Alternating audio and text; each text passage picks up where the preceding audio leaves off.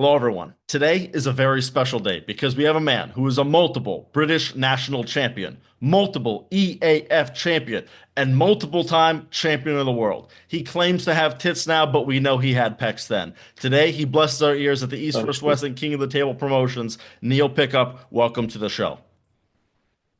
Henry, thanks for having me, mate. It's an honor and a pleasure to be here. I'm looking forward to it. You're an engaging and very, very interesting guy. So I think this will be a lot of fun, mate. Sounds good. I would love one day to hear you like announce my show as Neil Pickup. You'll be like, he has 3,100 YouTube subscribers. He's been making videos for 3.5 months. Something like that. I think sometime like you should do a cameo. Cameo where you could pay to get stuff said. There Do you go. that. People would Let's totally go. get that. Okay, so first thing, because you are the man who could set this up and I am the man with the ideas, I had a brilliant idea. Let's get Ryan Bowen, Artem Taranenko, RVJ, Auden Larrett, and Mindaugas Terasitis. Put them all in a house, two arm wrestling tables. The reason being, there's good matches all over that thing. So we've got Auden, who says he'll beat RVJ left-handed. Auden is also in there with Ryan and Mindaugas, who he's called out, and Artem Taranenko. Artem Hmm. Taranenko lost to Ryan Bowen. Yeah. RVJ thinks he's the strongest natty, and Mindaugas is in the house. Ryan Bowen thinks he could beat everybody. And then on top of that, and then you got Artem Taranenko, who's got unfinished business with Ryan Bowen, and he lost to Mindaugas. There's Yeah. good matches in every, and then on top of that, RVJ is going to hate him because he's on steroids. That match or that house right there is beautiful. There are good Yeah. There'd be a matches all lot over the of there'd place. be a lot of backstory for sure, Yes. mate. Yeah. It's not just about the arm wrestling there. That is for sure. And you got some very strong characters in there as well. Very different characters, very diverse characters. So yeah, sounds pretty good to me, mate. Mindaugas Terasaitis is unbelievable. And in terms of natural talent, I'm in the RBJ camp. I think Rob Vigent is a phenomenal arm wrestler. He's an absolute head case. That's why I love him. That's why I consider him one of my closest friends in the game. I love RBJ. But talent, carved out of rock. The guy's made for the game. He really is. If he lived over here, he'd be a hell of a lot better. But there it is. Yeah, I mean, RVJ is a guy where he has like crazy genetic potential. I mean, I don't know Yes, if he you've is. seen his daughters. His daughters I are have. like ridiculously strong as well, Yeah, which I is sort love of seeing a Gabby's progression. I think I'd love to see Gabby following her dad's foot. I mean, she's a puppy, so she's gonna be good at various sports, whether or not arm wrestling is something that she wants to chuck her hat into. You never do know, but I'd love to see Gabs go over train with the Swedes, get involved in some of those events. Sweden's a wonderful place for female arm wrestling. There's a lot of juniors, a lot of girls coming up there who are high level, and that will be very interesting to see where she stacks up with the lasses her age. And any young girls that are getting into the sport, I'd always recommend you go out there to Sweden and compete in some of their events because the depth of competition there is just better than you're going to see everywhere else. yeah. Maybe a match that could happen in a few years is Camille's daughter against RVJ's daughter. Another Because girl that's Camille's coming daughter on, is also crazy strong. I've seen, Yeah, there's some times I see lifting videos and I'm yeah, seriously thinking to myself, can I do that? Like, and I probably could, but the fact that a 13-year-old girl is making me think, am I as yeah. strong as her is pretty ridiculous. Yeah, And I'm I mean, much bigger than her. clearly both those girls are really put together for the sport in many ways. I mean, you look at um, any of the pictures of the footage of Gabby, Rob's daughter, whenever she's sort of front flexing or anything, you can see her hand is huge. She Yeah. has massive hands. If you look at the shots of Camille's daughter, very thick wrists, thick joints, so there's always in any sport, you've got to have that degree of genetic benefit, genetic advantage. And both of those young lasses look like they could be something, they could if they do choose to follow the sport, you never know. In 10 years or less, you might be looking at world champions right there. And it'd be good to get some really solid ladies from different parts of the world. At the moment, we see a lot of the girls coming from Sweden, Russia, Kazakhstan. There's a set of countries that you get the odd outlier, like Gabby Vasconcelos is one of those outliers. But a lot of the time, the girls tend to come from the same countries. It'd be nice to see the US get some really solid arm wrestlers. It'd be nice to see other countries in Europe. There used to be a lady from Poland called Malena Wawrzeniak, who was a very, very solid arm wrestler back in the days of the PAL. I haven't seen Malena for a while, but yeah, Wawrzeniak's rock strong, really rock strong. And in some of the nations in Eastern Europe, obviously you've got Bachova, who is right now the girl. She's the one. Egla Vetkute, rock strong also. So it'd be good if we started to see others emerge like that in different parts of the world. And who knows, Henry, maybe I've started doing a little bit of searching around. We've got some questions about that later. I'm gonna keep, I could satisfy the viewer right now and No, ask. We will wait. on You the got same to stick stuff. around. Yeah, All man. right. So the next thing I have is a new, brand new segment that is being unveiled just for you called Lightning Questions. I'm going to ask you about 15 questions that are about Okay. arm wrestling, and some of them have no relation to arm wrestling. And Oh, you interesting. answer in like 5 seconds. And if you can't think of a good answer, just don't answer. All right? Yeah, I'll try my best. All Old right. man style. We'll see what happens. I'm ponderous, mate. So we'll see. I'll go as quick as I can. I know this is like a terrible style matchup for Neil Pickups Yeah, it is. answering questions, but you sometimes as an athlete you have to challenge yourself, right? Yes, All you right, do. this will be an easy one. Who's the goat of arm wrestling? Mindaugas Telesaitis. I was expecting Danny Tesh personally. All right, worst quality in a He's not roommate. actually Danny Tesh isn't actually a person though. He's an omnipotent being. Okay. He's like the wind. He's everywhere, but anywhere. All right, Or is he? worst quality in a roommate. Worst quality in a roommate? Snoring. Grossest thing you've ever eaten. I'm gonna say probably tripe. Favorite sport that isn't arm wrestling.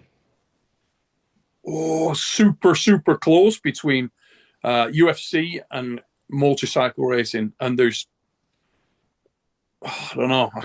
I'd find it hard I'm to gonna choose. push you to UFC. How about that? Okay. All right, who's an arm wrestler you wouldn't want to get into a fist fight with? Jesus Christ. Any of them really? Yeah, I love most arm wrestlers. I know one I would like to get into it, but That's incredible that you just said that because the next question is who's an arm wrestler you would Yeah. want to get into a fist fight with? I'm. Let me think about answering your first question. I think the first one would probably be Danny Tesh. You wouldn't want to fight. I mean, Danny Tesh, she's coming from all angles, You can't like, lose. and you can't hit back. You I can't mean, possibly lose. You have no chance. Can't kill what you can't kill. Don't hunt what you can't kill, Henry. and then who's an arm wrestler you would want to get into a fist fight with? Paul Maiden. Bastard. There you go. I don't even know who that is, but there you go. And for the record, that was written. I didn't just throw that in as a joke. That is literally the next question. All right, you're on an island with 3 arm wrestlers. Who are you picking? Okay. Ooh. On an island with 3 arm wrestlers, who are you picking? Right, Rob Bidget Jr. had never run out of conversation for that reason. Am I included on this list of 3? Just for the record, I count as You an wouldn't arm be wrestler. included on this list of 3 at this point, and I'll tell you why. Not an arm wrestler yet, Henry. Whoa! You see that? The fuck? Listen, body of work, son. Body of work. Fair enough. Fair enough. Yeah, I'm probably going to go Dev. I have a lot of a good discussion with Devon, and he Survival man skills as well. Well, absolutely. There's no one better for that, is there? And let me think. Probably my wife. Yeah. Kind of a lame pick. I'm going to be honest, Neil. 3 No, men. she's an arm wrestler, mate, and I'm not saying she isn't an arm wrestler. I'm just saying that's low hanging fruit. You know? Well, it bloody well is, mate. But you got to take care of the essentials, if you know what I mean. I don't know how you're wired up, son, but if you think I'm living on a desert island and getting into some action with Rob Bidget Jr. or friggin' Devon Larry, very much mistaken. No, the Pope went his whole life with no action. Yeah, well, that's up to the Pope. I'm not going more than a day or so. So yeah, and I can think of various other people that would, be amazing to have on a desert island, but they don't have anywhere near the appeal of my missus. All right, the other thing I was thinking too, a sleeper pick that maybe on my island was Pavlo Derbedenev, because I had a Explain this, because he podcast may with be him. God. I had a podcast with him, and I was sort of thinking, I was like, man, like me and him could talk for like 10 hours, and I feel like we would never run out of things to say. And he's got that survival man, and he's also, I feel, very calm under pressure. He's not a guy that gets very nervous. So Pavlo would be. Mate, if you wanna talk to somebody about arm wrestling forever, deep conversations, I think Engin Terz is your guy. Oh That, yeah, that me and Engen sat next to each other at East vs West 15. We would never shut up the whole time. ever. Yeah. I mean, Engin will talk about arm wrestling for eternity. If you've got a lot of good topics to talk about with Engin on arm wrestling, that guy will never tire of arm wrestling. He will talk I'm about arm trying to wrestling get him on. forever. It'll happen eventually, but so far I'm getting a little bit of He'll no. come. All right, is arm wrestling the best it's ever been? Uh, Probably is, yeah. I think so. Because, yeah, I think it is. And the reason why is because it's getting more recognized generally.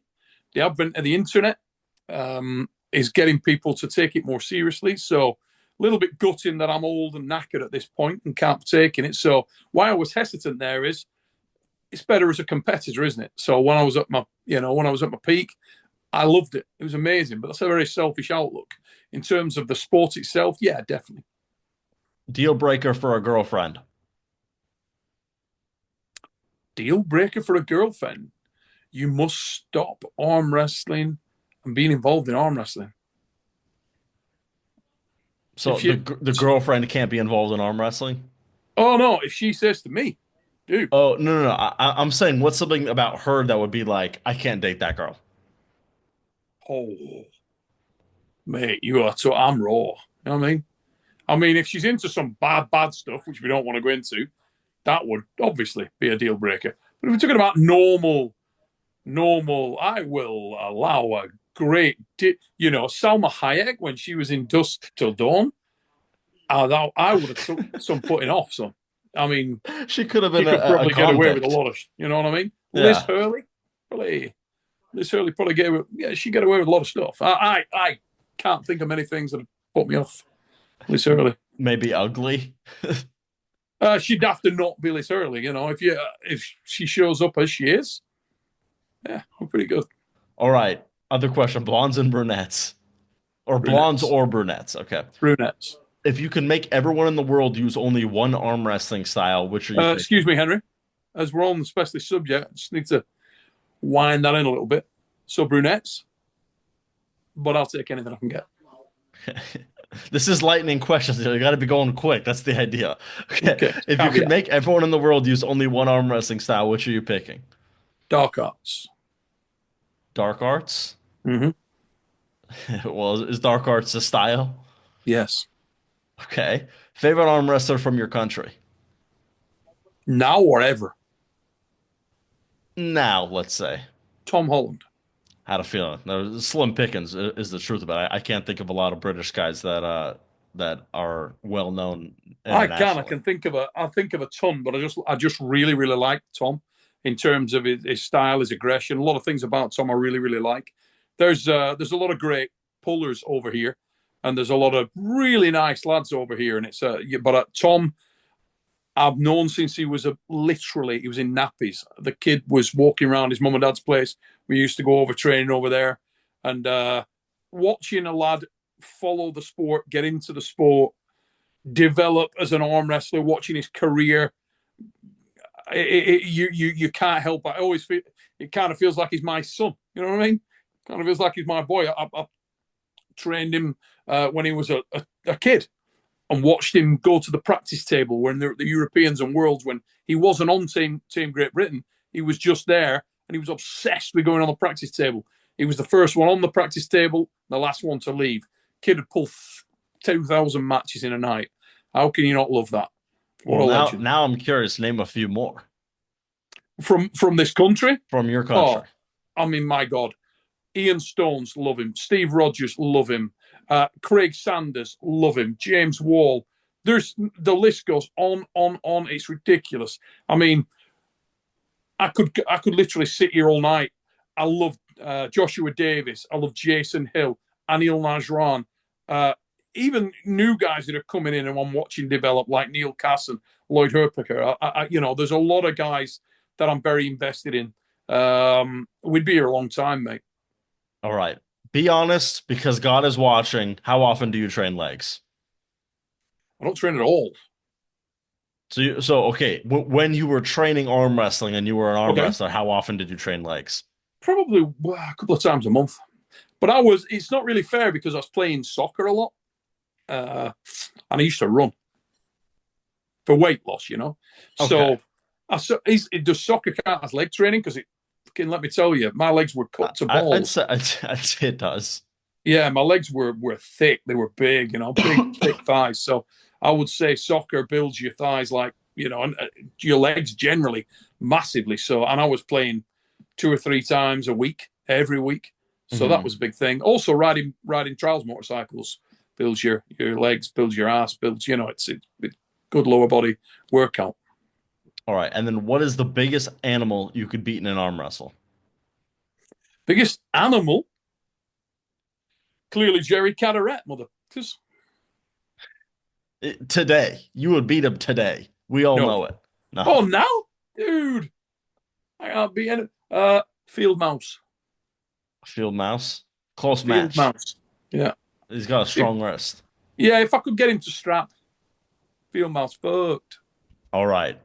That has been lightning questions. It was probably, I think, the slowest lightning Slowest questions that lightning I'll ever questions do. ever. Yeah. I would call it maybe electricity questions when you put the can and you put a string and then you have another Yeah. can. That's what Yeah. those questions were. But we got through them eventually. That has been lightning questions. Let me know if you want me to bring it back. All Have we any right. more time or are we done? Is that it? How long will that take? That took probably about 10 minutes, but that's all right. Jesus Christ. All right. What There's would only you nine say? questions. What would you say are John's best accomplishments? Longevity. And joking aside, John Brzezink's the best of all time. Watch the man from the 80s through to the present day. Um, be absolutely phenomenal in all aspects. And if you look at either end of that chain in terms of the time scale, if you watch the man in the 80s, he was fluid, he was very dynamic, very explosive. If you watched him um, in the most recent Grueler against Leonidas Arcona, I mean, what an unbelievably entertaining match. And the fact that where he took the match, where he was prepared to go to dig the match out, it was brilliant. And I think he's been an incredible ambassador for the purist of the sport, and he transcends. Who doesn't love John? I mean, my God, John's Everybody awesome. loves John. All right. Favorite match of yours of all time? Yeah, so probably my favorite match of all time was flash pinning Svetan Gashevsky in Lake Tahoe at the U.S. Open out there. It is not easy to Because, splash pin Svetan Gashevsky. well, Svetan Gashevsky was my hero. He's a magnificent arm wrestler. He's, in my opinion, one of the best technical pullers ever. And that day I managed to out arm wrestle him. And I believe I would have done however many times we'd arm wrestled. He then went on in the B side. I expected to meet him in the final actually, but he went into the B side there, and he ended up on the B side meeting Yoshi Kanai, and they had an incredible match. So I didn't actually see Svetan again; he was out. But yeah, I went on to win that event, faced Michael Todd in the final. It was a great day. But that match, while it was very quick, very insignificant, it underlined something. Um, yeah, it was special for me. There you go. No, actually, that actually leads into another thing. So tell us a bit about your career. Like, how long did you compete? Because I am a arm wrestling super fan, but I've been here Mm-hmm. for 5 minutes. So I don't know anything about your career. So mid 80s with Over the Top was my big time introduction to the sport. Did a couple of events when I was 12 years old, little ones. We went down to the Iron Arm, UK. When I was a kid, there was elements in the newspapers that it was qualifier for the Over the Top tournaments. And so I did a lot of events in the 80s, which were little. The first big one was the Over the Top qualifier in Manchester. I was, I think, 12 or 13 years old at that time. Went down there and really got a lot of notoriety because I was a kid. My dad had to sort of sign a disclaimer. That was the first time I really got massively bitten by the arm wrestling bug. And that sort of launched things. And from there, I competed very, very frequently, right up to being sort of 16, 17 years old when I was getting to the upper echelons of the UK scene. And as soon as I could, I took it internationally. As soon as I was qualified to do so and I made Team Great Britain, I was everywhere and anywhere I could be at the EAFs and WAFs. I was lucky enough to get a lot of success at EAF and WAF, as well as in the British Nationals. And I also used to like to travel around a lot. So I wanted to go to wherever the best arm wrestlers in the world were. Go to Russia, go to Ukraine, go to wherever they were. Go to USA. Used to love traveling around to different countries and competing in as many arm wrestling competitions as I possibly could.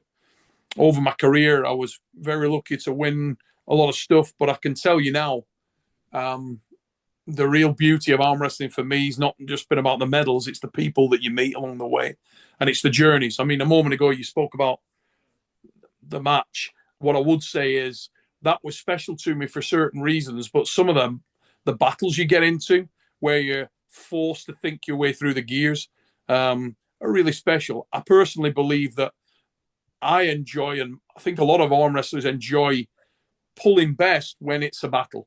Win, lose, or draw. You know what I mean? I I could think lose a most battle. people love a close match, Yes, and even the if arm they wrestling, were to lose. mate. I can come out of a battle and enjoy it more than winning easy, without a doubt. If you go somewhere and you pull all day and it's an easy win, there's no way is that anywhere near as enjoyable as going somewhere and getting into dogfights. And that's why I used to pull multiple classes, because there's a good chance that when you get into the heavyweight class, when you're a sort of an 80, 85 kilo guy, which is the majority of my career was from 80 to 85 kilos at my peak. When you stepped up into the heavyweight classes, yeah, you're going to get tested. And I loved that.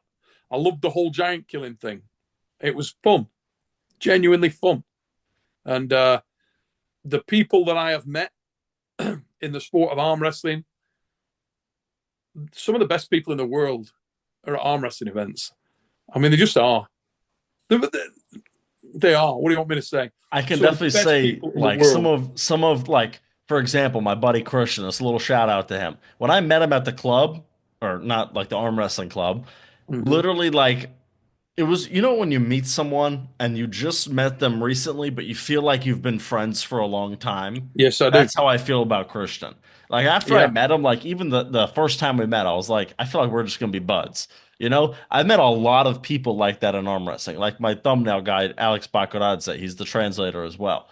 yeah, Uh, he was another guy where I met him and we just instantly became very close friends. So exactly, Henry. arm wrestling just kind Isn't of that a has thing? that. Isn't that a thing, mate? You nailed it a moment ago. There's a lot of those in arm wrestling, and honestly, mate, that's the best thing about the sport. It genuinely is. I'm not just saying that it's been the best thing ever. It's like a bloody big family.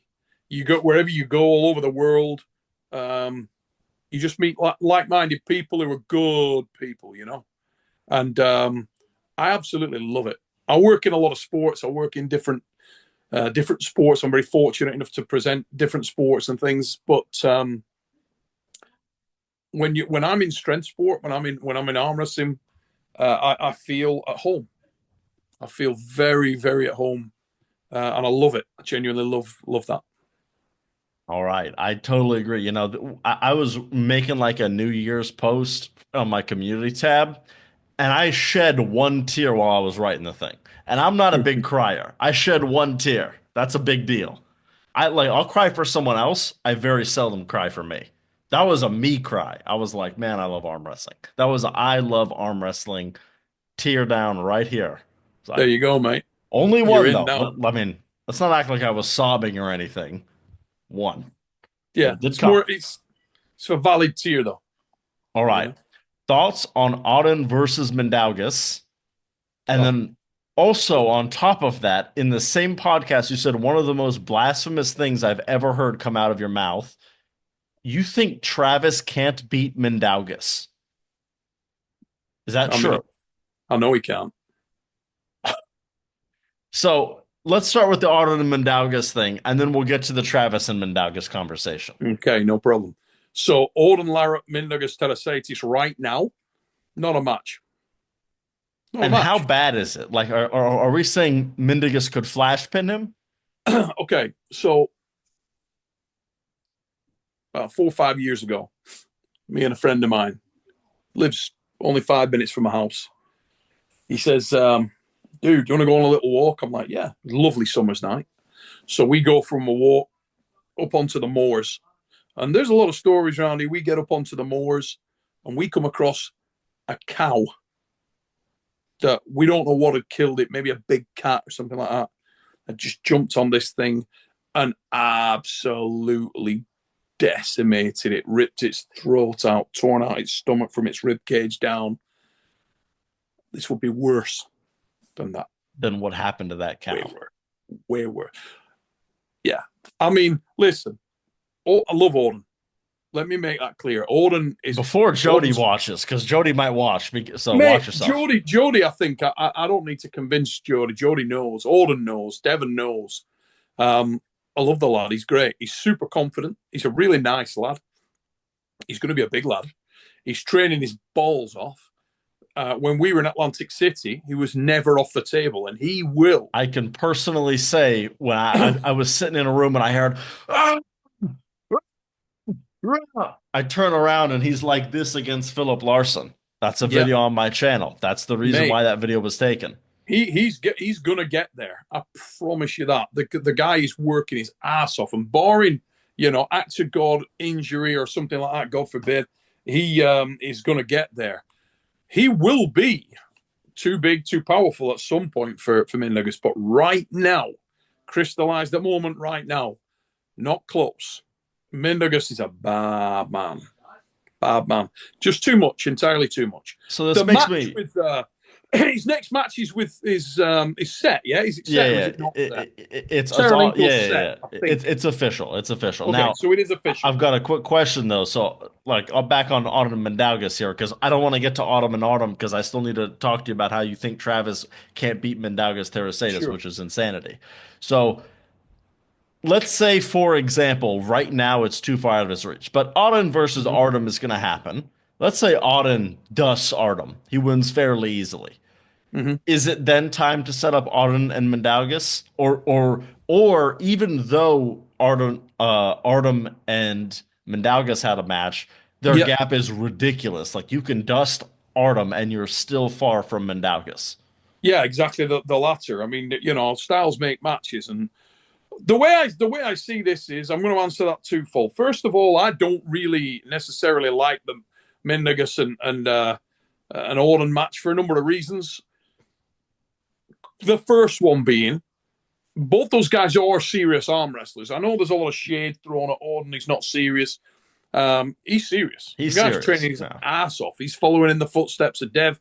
When you speak to Dev, no cameras, you speak to Devon about Auden. Auden is training extremely hard. Devon will tell you that he outworks him. So the lad is training hard. He's working very hard. He's very serious, and he's got serious aspirations. If you really have serious aspirations, I think it's good to test yourself in a serious manner. And I know where Auden wants to go, and good on him for that. He wants to get out there and make it so he's got a career as a professional arm wrestler, as a super match arm wrestler. He wants to take high profile matches. But I feel like Mindaugas Terasatis is a very serious arm wrestler, and he's a lightweight. He simply is. Auden is not a lightweight. Auden is a big kid. Auden's a big boy. So that's why I don't really like that match. I think there are a lot of matches out there. I liked Auden Travis. I liked that match. I thought it was awesome. Right-handed, not left-handed. You're in Forget that. crazy town, I think. Left-handed, Travis murders Auden. Murders him. If Travis comes in Super Travis, he murders Auden. Do I believe he's going to come in a Super Travis? No. I don't think. I think there's been a lot of false dawns around the arrival of Super Travis. I don't think Travis is as bothered about that. Travis is older. I think right now, Travis just, off the couch versus Auden. Really interesting match. I mean, okay, if we truly mean off the couch, like literally zero training, he gets off the couch, sure. Like even then, I still think Travis would probably kill Auden. I mean, have you seen the video where Travis basically gets up off the couch and just internally rotates Artem Taranenko? And I know it was left-handed, but If you designed an arm wrestler to be really, really easy for Travis to beat, enter Artem Taranenko. Artem's got a strong arm, but he throws everything into there with his arm, and his wrist is suspect. Okay, that's just how it is. I love Artem. He's really, the guy's a warrior. But like I say, if you design a guy for Travis to smash, that's your dude. But it wasn't a stylistic thing. He just went like this. Like he's just, I mean, he's a heavyweight or a super heavyweight. He's very strong. Yeah, I think if you think if Mindaugas and Travis is set, I'll bet you 10 grand Travis wins. Dude, listen, if they pull right now, today. Okay, if we literally mean getting off the couch, maybe. If a match is set and Travis trains. Have you ever pulled Mindaugas, Henry? I haven't. No, but just do me a favor. Give me a moment. Give me a moment here. Give me a moment here. Pull Mindaugas once. Okay. Pull him once. I mean, I've pulled with Auden before, mate. Old name Mindaugas. Pull Mindaugas. And I totally agree with that. There's a now, Neil, give me a moment here. Misunderstanding on levels in arm wrestling. Neil, give me a moment here. Mindaugas is a bad motherfucker. You can ask a lot of heavyweights about how serious that kid is. Telling you, bad man. Okay, so now wait, Neil. This begs the question: against Sergey, with Travis, did you think that was the most obscene match you've ever seen? If you look at Travis, okay, and he says, "I'm coming in here, I'm ready to go," and then he has a match opportunity like he had there with Sergey, and he comes in and gets smoked like he did, you might as well fly one of those planes with a banner on the back of it saying, Travis isn't motivated anymore. Because that's what comes across my mind. Mate, I don't need anybody to tell me about Travis. I lived through the very best of Travis Pageant. I know exactly what Travis Pageant's capable of. And if you think that dude that showed up there is Travis Pageant, you are fucking very much mistaken. That is not close. That is not the shadow of Travis Pageant that showed up there. That's Travis couldn't give a that showed up there. And that was an opportunity. That was a real, he's doing that in front of everybody. The world is watching with East versus West. And he still couldn't be asked to really put it in. Or he's just, Father Time's caught up on him. I don't know. You tell me. I'm telling you right now, do I think Travis is motivated? No. Why would he be? His son's in the NFL. Here's the thing. Okay, this was the other thing that I was going to bring up. So Sergey then came on Travis Bajan, Artem Taranenko show, and it's from the horse's mouth, but I don't know if the horse is lying. He said Travis Bajan was strong and he felt him and that he was maybe needed to be 10% stronger. And Sergey stylistically is good at pinning someone out of the straps, and Travis is really important to get to them. So he said Travis was strong. He just needs to get like 10, 15% stronger, he said, for him to have made the match competitive. Travis Pageant will always be strong, Henry. He's one of the best, in my opinion, one of the best to ever do it. He's really, really solid puller. A highly intelligent puller. Got a great style. But he needs to be up there. He needs to be arm wrestling. He needs to be competing in the same way that I would, mate. in the same way that I would. This isn't just specific to Travis. You can't just jump up and, oh, I'm right back in there at elite world class. You can't. But for guys I out there, agree, but he's going 5 weight categories down. You mean to tell me that if Travis trained for 3 months on the creatine, everything, mate, he would then lose to talk about Mindaugas after that? creatine, all right? We know what we're talking about. If fire breathing Super Travis shows up, he wins. That's what I'm saying. Like, okay, showing up, Henry. the Travis Dude, that I didn't say that. listen to me. The Travis that phrased Sergey Kalinachenko, that guy's Mate, losing to Mindaugas. we can't change the criteria. It's like saying, if this guy races him in a friggin' Ford Fiesta, will he win? No. What about if the Ford Fiesta's a fucking Ferrari? Well, it's not a Ford Fiesta, you bellend, is it? If it's a, you know what I mean? Like, the way I look at it, if Travis is in a match, you're assuming he's training. Dude, you need a haircut. If he shows up breathing fire, that ain't the dude. All right? We need a couple of pints of beer and we're off now.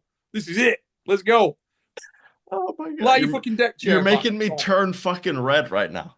Yeah. Like, this is okay, so if he comes in breathing fire, that ain't that guy. Okay. The fella that's showing up now, that fella on the podcast that you're looking at, is living the good life. He's eating grapes.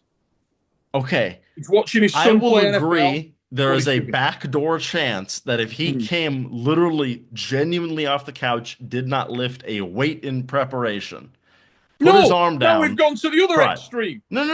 Okay. Let me talk. You need to put some respect on that name of Mindaugas Terasatis. Let me talk, Neil. Mindaugas, let me talk. Watching this young man. Let me talk. You don't know. Show him. It's my show, Neil. Okay, you gotta be respectful to the host. So, if Travis literally came off of the couch, right? I think he would maybe lose to Mindaugas. If Travis trained for 3 months, knowing that he has a match with Mindaugas coming up, he will beat him. I don't think that's a crazy sentence. God. Henry, that isn't a crazy sentence. That is a factually accurate statement. Okay. That is not what we're talking about. Okay. You said Travis now. That is what you said, right? Are we talking about Travis now or not? Okay, when I say Travis now, I mean the match is announced and he gets ready for it. Is that crazy? As I said, and I'll say again in a really clear and slow voice, this will be the speed that I answered the lightning segment. If Travis came in breathing fire, Super Travis, don't blame it on that creatine shit. We know what we're talking about. If Travis took it seriously and came back as Travis was, that's different. We are talking about Travis now. And if Travis now, pull Mindaugas Terasatis right now, now bear in mind, Mindaugas doesn't do fire breathing Mindaugas. He does Mindaugas on Monday through Sunday. That's it. And if Travis pulls him right now, he will not beat Mindaugas Terasatis. And you need to arm wrestle Mindaugas Terasatis to get an idea of just how strong that mother is. The thing is, I'm not strong enough to even know how strong Mindaugas is the truth of it. Mindaugas, whenever he's pulled someone like, listen, he pulled Paul Lynn backstage at the East versus West. I will never forget. Paul Lynn came outside because we do the fix together. We hang out a lot. He came back, hung out outside. We're having a drink. And he goes, mother, I warmed up with Mindaugas Terasatis. Bearing in mind, he was getting ready to go up to pull. So they're not putting a lot in. And he said, I'll tell you now, dude feels phenomenal strong. Is Paul Lynn weak? No. Is he strong? Yes. Well, Mindaugas feels strong to him, in his own words. I totally agree. Mindaugas when he's in playtime mode. Yes. Have you ever pulled Daniel Prokopchuk? I have not. Have you ever seen Daniel Prokopchuk smacking the shit out of super heavyweights? I've seen him get some great stops on Alex Kardashev, but I'm sure he's smacked super heavyweights and I just haven't seen the video. Yeah, he really does. Now, Mindaugas dusted his ass. It was 4-2. I mean, let's be respectful to Daniel here. Who won? Mindaugas. There But you I go. mean, he So didn't did he dust dust his him? ass. He dusted him. I think a dusting is like, Listen, Bacho when against you're Adam back at the Wrzynski. bar afterwards that match, and you woke up, you're Daniel Prokopchuk, and you woke up and you go, "All right, Minda, how you doing, son?" And he goes, "Dusted your ass." What are you gonna say? Are you gonna say, "No, you didn't. You only beat me 4-2"? No, you're gonna be like a man. You're gonna be like a man, Henry, and you're gonna go, "Yes, you did dust my ass. If you're Yes, you did." Daniel, you could say shit, yes, but I Yeah, can't say to Daniel that he got dusted. I can. He got dusted 4-2. But It was a, listen, it was a very close match. And you admit it in those first 2 rounds, you 100% thought Daniel Prokopchuk would win. mate, in the first 2 rounds, Daniel looked incredible, but I don't underrate Daniel like you do. And I don't underrate Mindaugas What do you like mean you I do. underrate Daniel? Based on You what? listen, a moment ago, oh my, do you think Travis beats Daniel Prokopchuk? No. Yes. Yeah. Okay. Mother, No, no, no, here, no, get no, to the no, barber. no. Give me a moment. If he trains, he will beat Daniel Prokopchuk. How many times are we going to go down this same loop? Like, well, it's just like, okay, when you say Travis now, like, you literally mean Travis now. If Like, he winds the clock back and comes in as the superhuman that he once was, he beats the. Yeah, he does. Yeah. If my auntie had balls, she'd have been my uncle, mother. Do you understand what I'm saying? Don't start changing all the criteria. Henry, I don't. Henry, wherefore art thou, Henry? What the? Are we talking about Travis now, or are we talking about Travis spiked off his tits and trained for 3 months? Listen, I've been holding the microphone and had Travis Pageant come and breathe all over me when he has been terrifyingly strong, horrifically strong. Oh, my stomach I'm not hurts. sure how strong he was that day. But in 2016, after the WAL, mate, that dude, you put the devil in straps with him and it's a match. Mate, I'm telling you, that guy, I totally agree. Travis is great. You don't need to convince me. I'm with you. he's But iron when he's on. But that, I know, that ain't Travis. Travis is in the commentary booth with me. We're fist bumping and taking the piss. It's different now. oh God, I didn't think this would be this funny. Now, okay, but this is the main thing I'm trying to get to, Neil. Okay. When you say the words Travis now, right? You mean that statement very literally. I You mean, lit Travis now.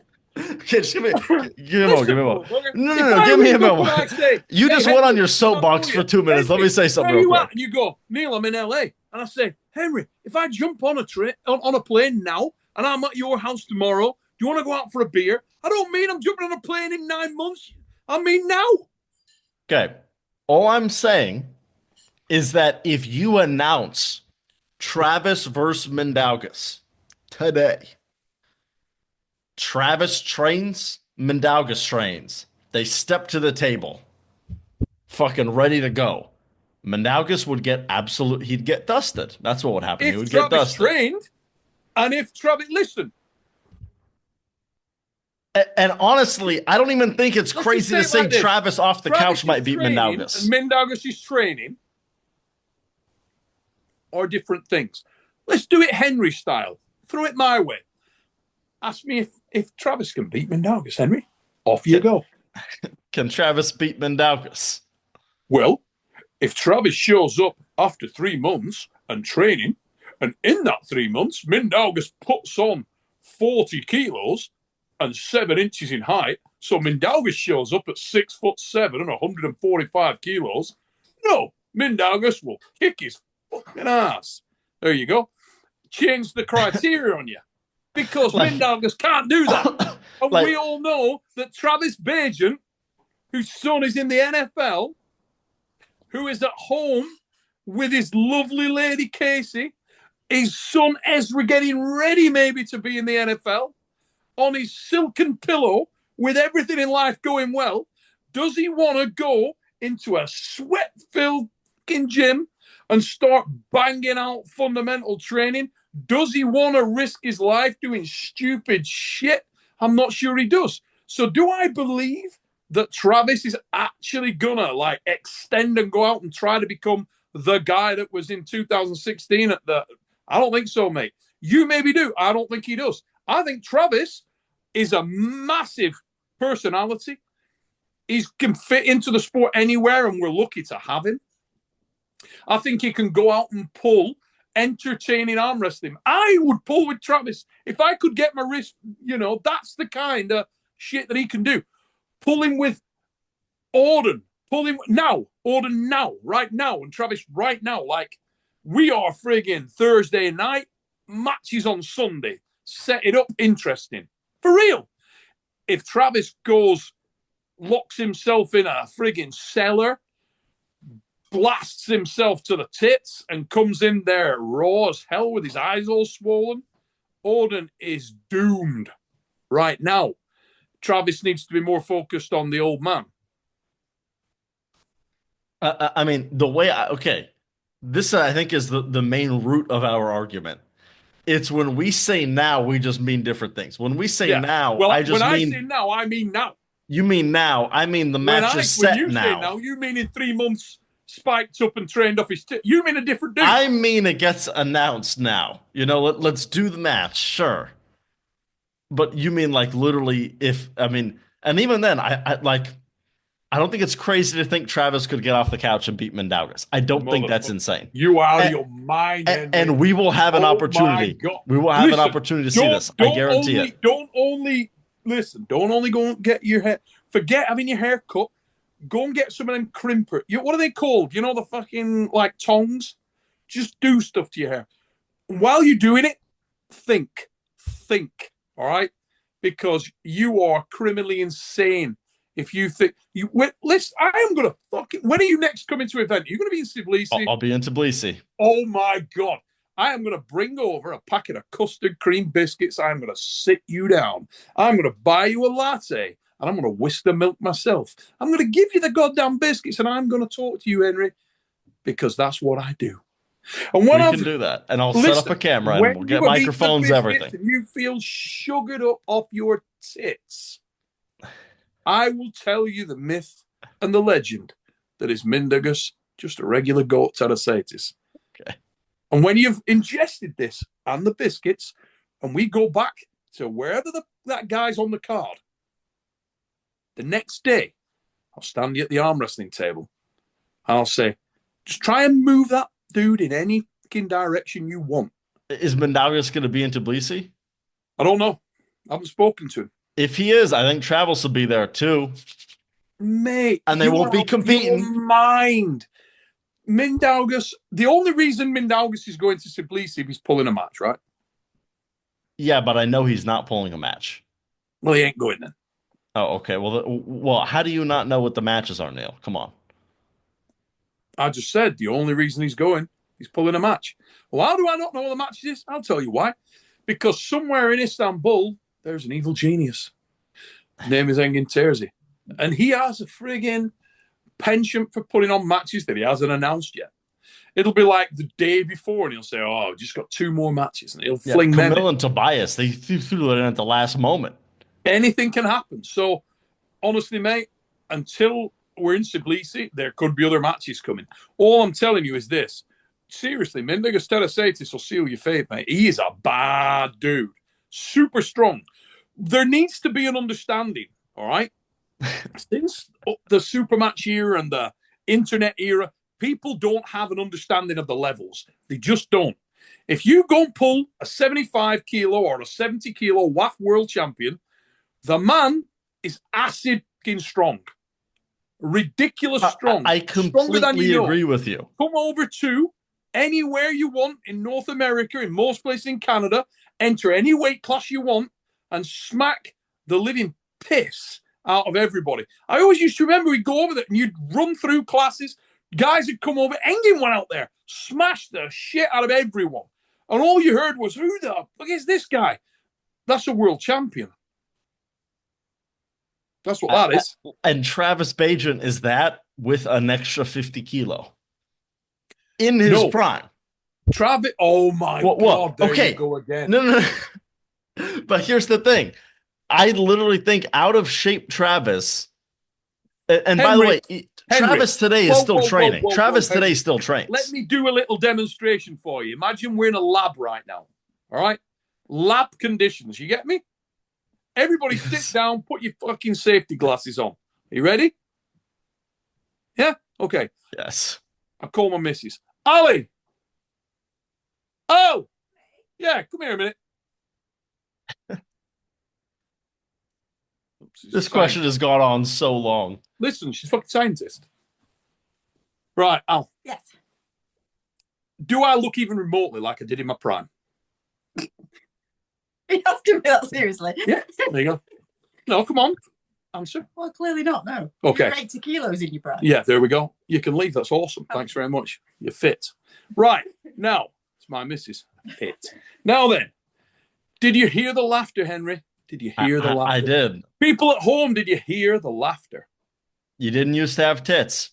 Do I resemble in any way what I did in my prime? And she laughed.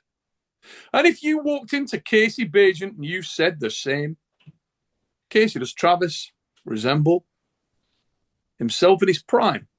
You get a similar answer. She loves Travis, so she'd probably soften the blow. Now, my wife couldn't give a... She's English. As far as she's concerned, she'll just tell you how it is. That's how we roll. She didn't even tell us. She just laughed. No resemblance whatsoever. Travis Bajan today and Travis Bajan in his prime. It is not close. And that's why Mindaugas smacks the piss out of him. Okay, here's the thing. I totally agree. Travis is obviously nothing like his prime. But his prime was so much stronger than Mindaugas is today. That I'm going to need a bigger pack of biscuits. Now, Neil. Travis off the couch, I must insist that you know he is training still. Like Travis trains today. Henry, how do I say this in a nice way? I understand you just think I'm an idiot, and I totally and I totally get that. You're young, Henry. I think you're young. You think I'm not trying to be like Let's get the match set. Let's see it. What I'm telling you is see this. Travis and Mindaugas train differently. Prepare differently. I'm going to let you take that away and do the maths. Uh-huh. And there, behind there somewhere, there's some really key messages. And people won't necessarily train that way unless they're really motivated. I don't think Travis is motivated these days. He isn't motivated, but he's very big. And his hand is going to be still very strong. He ain't yes, that big. He is. It's like 265 pounds at least. He's not that big, Henry. Yes, he is. What do you mean he's not that big? He's not. He's not that big. Okay, how much do you think Travis weighs? I don't know, 270. Yeah, he is that big. Mate, Tom Stoltman would shit him. Wow. You don't know what big is. I've been training with a lady, with a girl last week. Who's bigger than Travis? Way bigger. Not a little bit bigger. Not a little bit bigger. In fact, I had two girls in the room, not far off the biggest Travis. Travis is a decent-sized guy. Travis is not any giant. Travis right now, I don't know where his weight is. It might be lighter than that. Travis gets him in pretty good shape. You know? I know you'd have to ask Travis. Maybe he's 250, 260. Let me be very clear. I rate Travis Bajan very, very highly. Why? It's because he's smart. Travis is intelligent. Travis is the path of least resistance. It's all about the money. Go in there, take the money, cough. That's what he's interested in doing. It's all about a percentage game for Trav. Hmm. There's no percentage game in that. Why? For what reason? If I rang up Eddie Hall and said, "Hey Ed, fancy getting back into strongman now? I know it's not your prime, but if we announced it now, you could maybe go and lift 505 kilograms." And he'd say, "How do you fucking mind, Neil? Do you know what that takes to get there?" Now, this is where we differ. I do know what it takes to be a world-class arm wrestler. Really do. And Travis is nowhere near right now. It's that simple. All right. Mindaugas Teresaitis, its time is now, mate. Right now. I agree. He's now very good. spelled N-O-W. Now. I'm gonna be honest, Neil. I think we're gonna have to agree to disagree and move on because Dude, we unfortunately, always agree to disagree. That's what makes it fun. I'm we bringing will the biscuits. listen. We will speak in Tbilisi about this. This is not Right, the end get of out. this conversation. Just have your camera running. Part Oh, two's for coming, sure. brother. For Everybody sure. at home. And this, what just happened, this will be a clip that gets uploaded in its entirety on its own because Now this let's is talk about a couple of definitions here. okay, no, You no, think no. Travis Paget's big? I think Brian Shaw's big. We can't keep doing this. We gotta call All right? this. Brian Shaw, big. Travis, decent sized lad. He's a big guy. He's Compared big-ish. to Mindaugas, he's a much bigger guy. 100 pounds Compared to difference. Mindaugas, yeah. Mindaugas has got on lightweight. He's not a big guy. Yeah. Let's do some measurements next time So- we're with Mindaugas. We'll measure your wrist, we'll measure your elbow, shoulder, we'll measure your bicep, forearm, we'll measure your neck, see how you stack up against Mindaugas. You up for it? Yeah, I've got a 24-inch head. There we go. Yeah, well, that's a massive head. You got a head like a bread bin.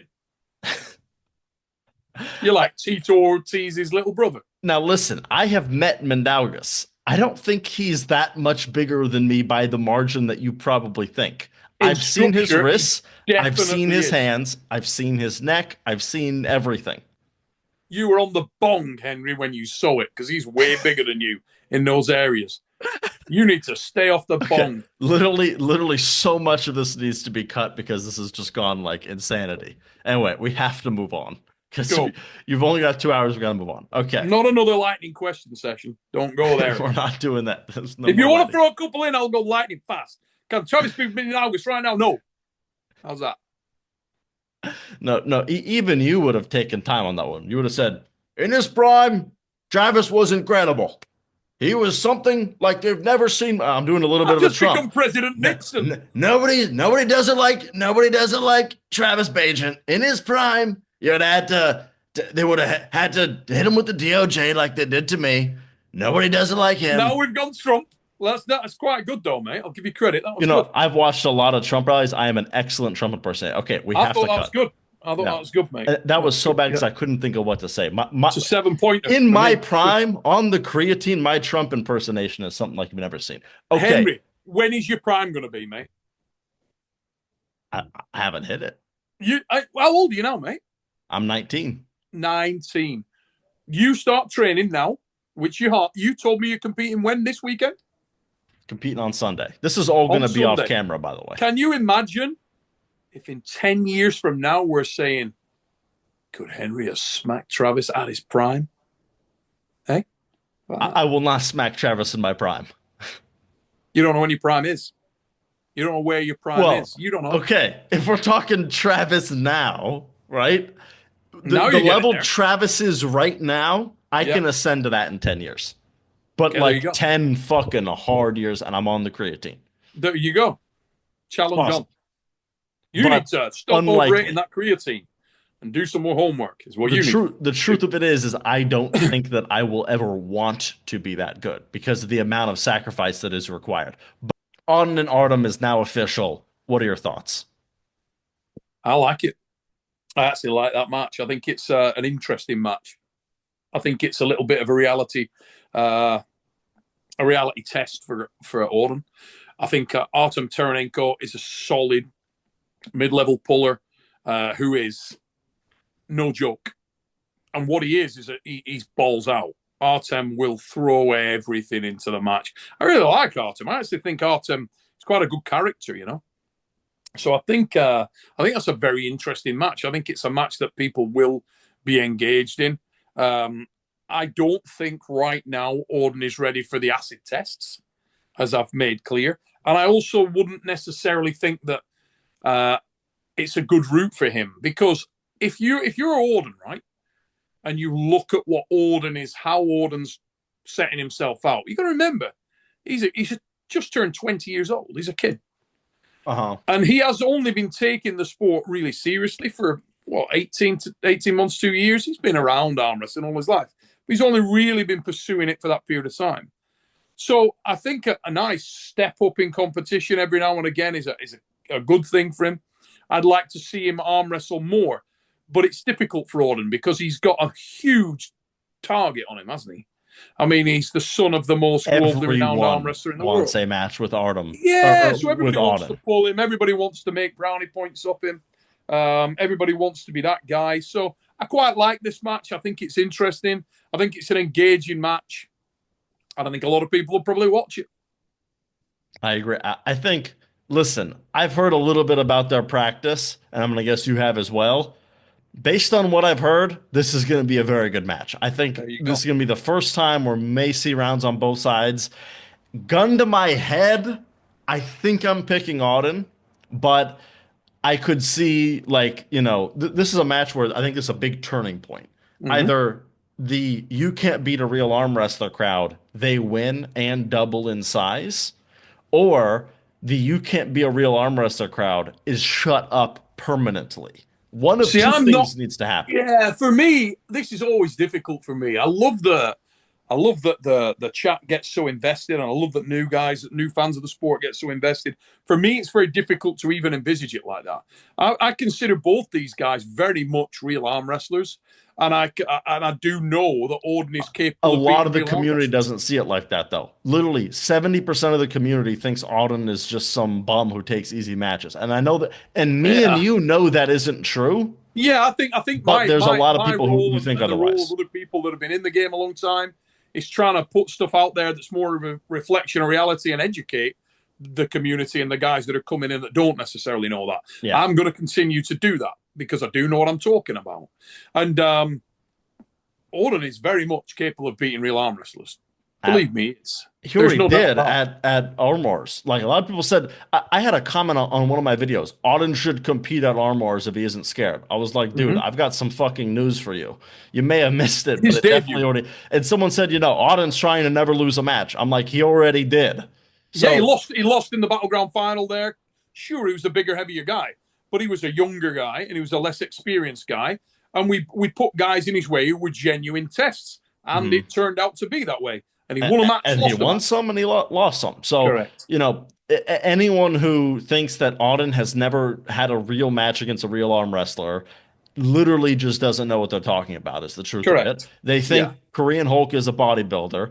And if you want to say James English wasn't a real arm wrestler, I think that's fair. It was his first ever super match, but the guy's good. Even if you're going to say he's inexperienced, that's fair. But the guy was good. He's strong and he's getting into it. Yeah, he's solid. Yes. I thought that was very heavily in Auden's favor. I do think that Auden was very weighted, but the guy that he arm wrestled and lost Korean to Hulk in Arm Wars, Anil Najran. Yeah, anybody who thinks that guy's not a real arm wrestler, come and have a go. Yeah, and he didn't win, but it was a dog fight. Yeah, and today he wouldn't feel him. So and you'll see how real friggin' Anil Najran is. Dude is a savage. He can really arm wrestle. So yeah, anybody who doubts that, come pull Anil. You'll see what that's all about. Man is strongest and really, really complete arm wrestler. Pull anywhere, acid fast. He's a good arm wrestler. Anyway, so your take is good match, and you've got Artem. No, I don't have Artem. I don't really have anyone. If I was leaning towards a favorite, I would say probably Auden, because he's got the sticky points with the Kings, and he's a much bigger man.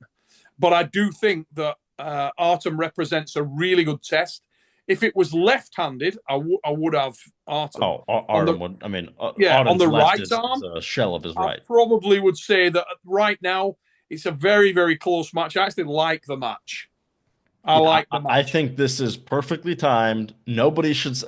If you say this is an easy match, you're gonna bitch forever about every match Auden takes forever. This Mhm. is a good match, difficult. It's a little bit out. It was out of his league before, and now it might be in his league. So Yeah, this is it's a step perfect. up. It's a step up in competition. And I know, Auden, and look, you joke about things, and Auden is getting better, better, better. He's going to continue to get better, and he'll continue to take tougher and tougher matches, and I'm sure he'll continue to win and lose.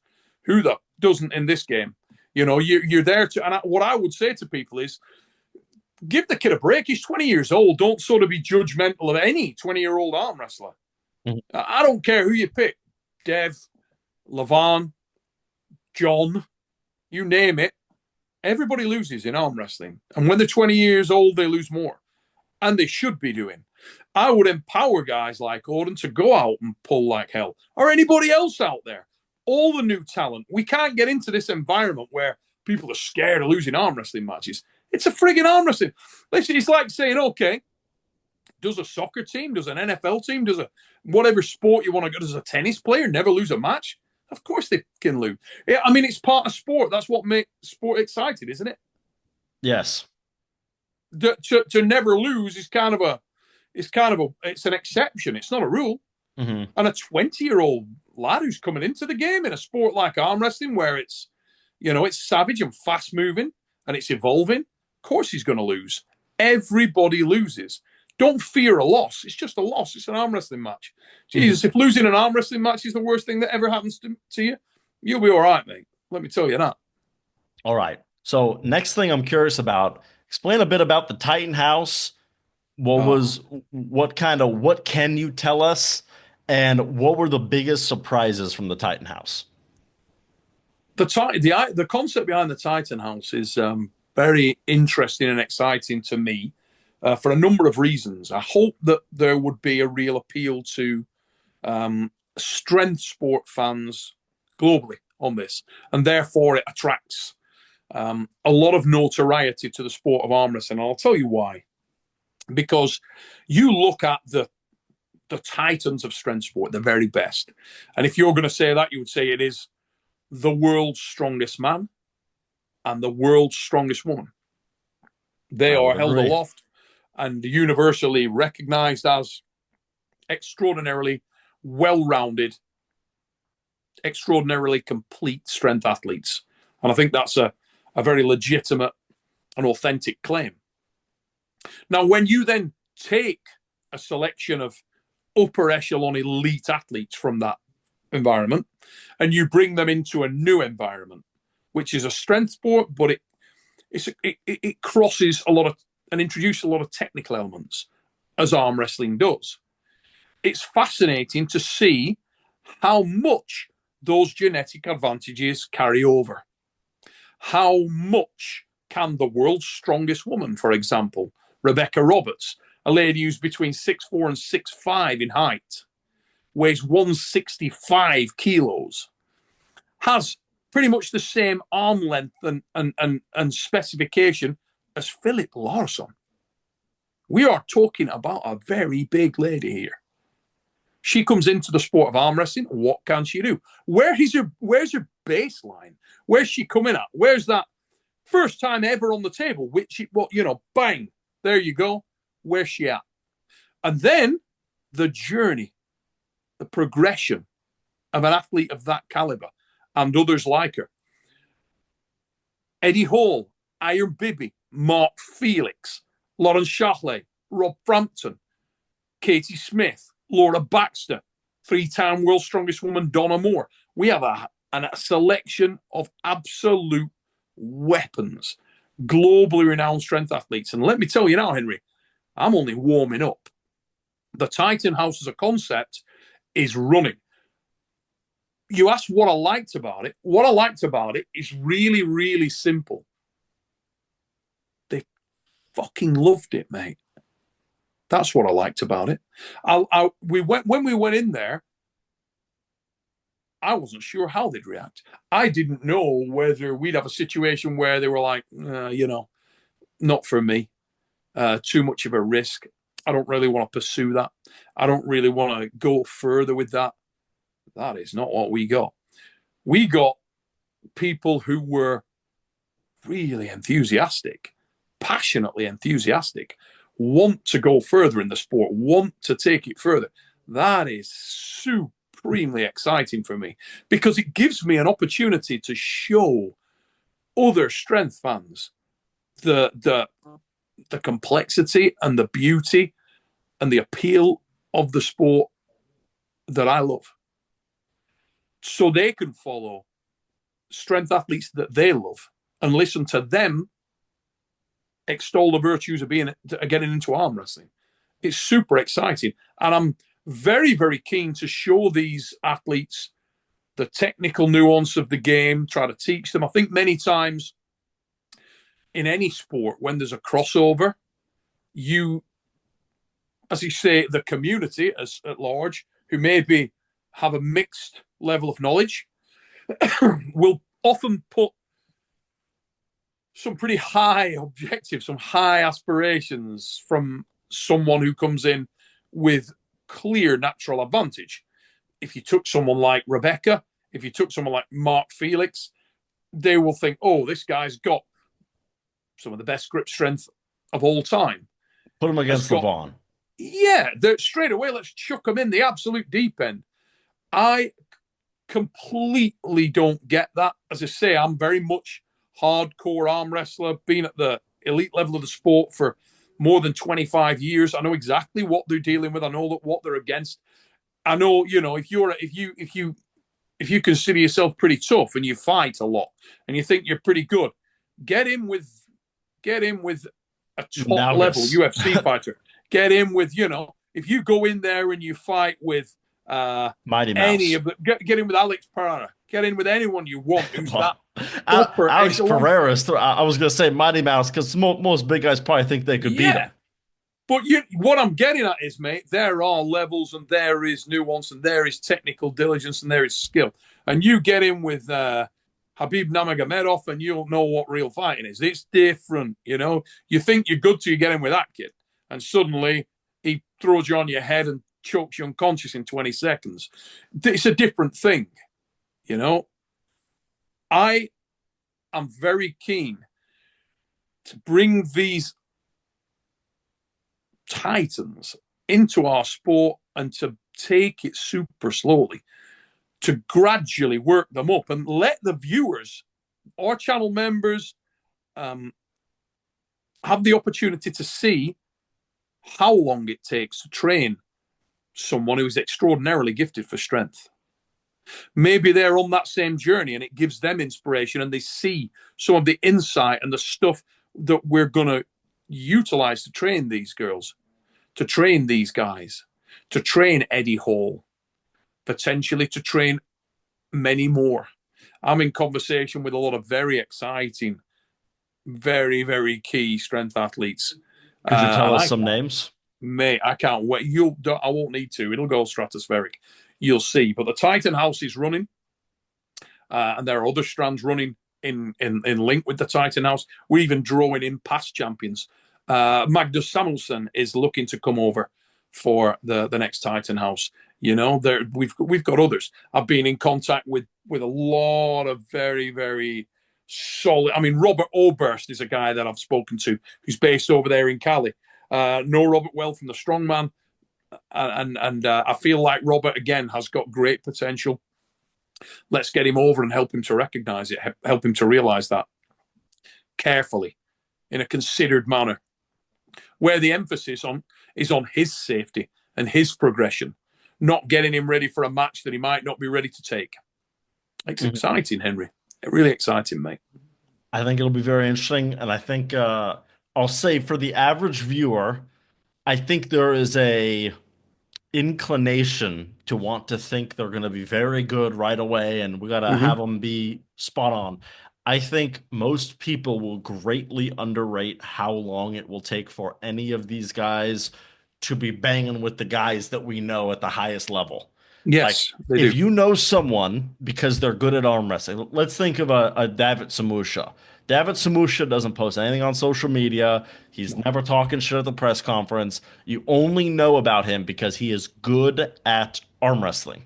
Yes. For a new person coming in to be at a David Samusha level in any weight class will be remarkably difficult. It Hmm. will take people much longer than they think. I see a lot of people saying, Brian Shaw is going to be good in 3 years.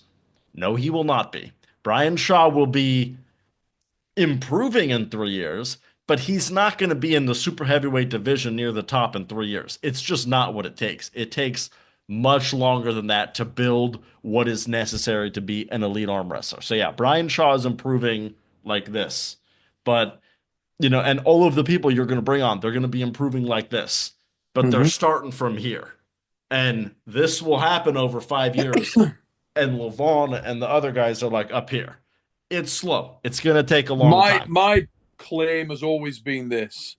As I said before, there was a show in the UK, a guy called Ashley Banjo called Got to Dance, and he made a claim he could teach anybody to dance. Doesn't matter how uncoordinated, doesn't matter. He can teach anybody to dance.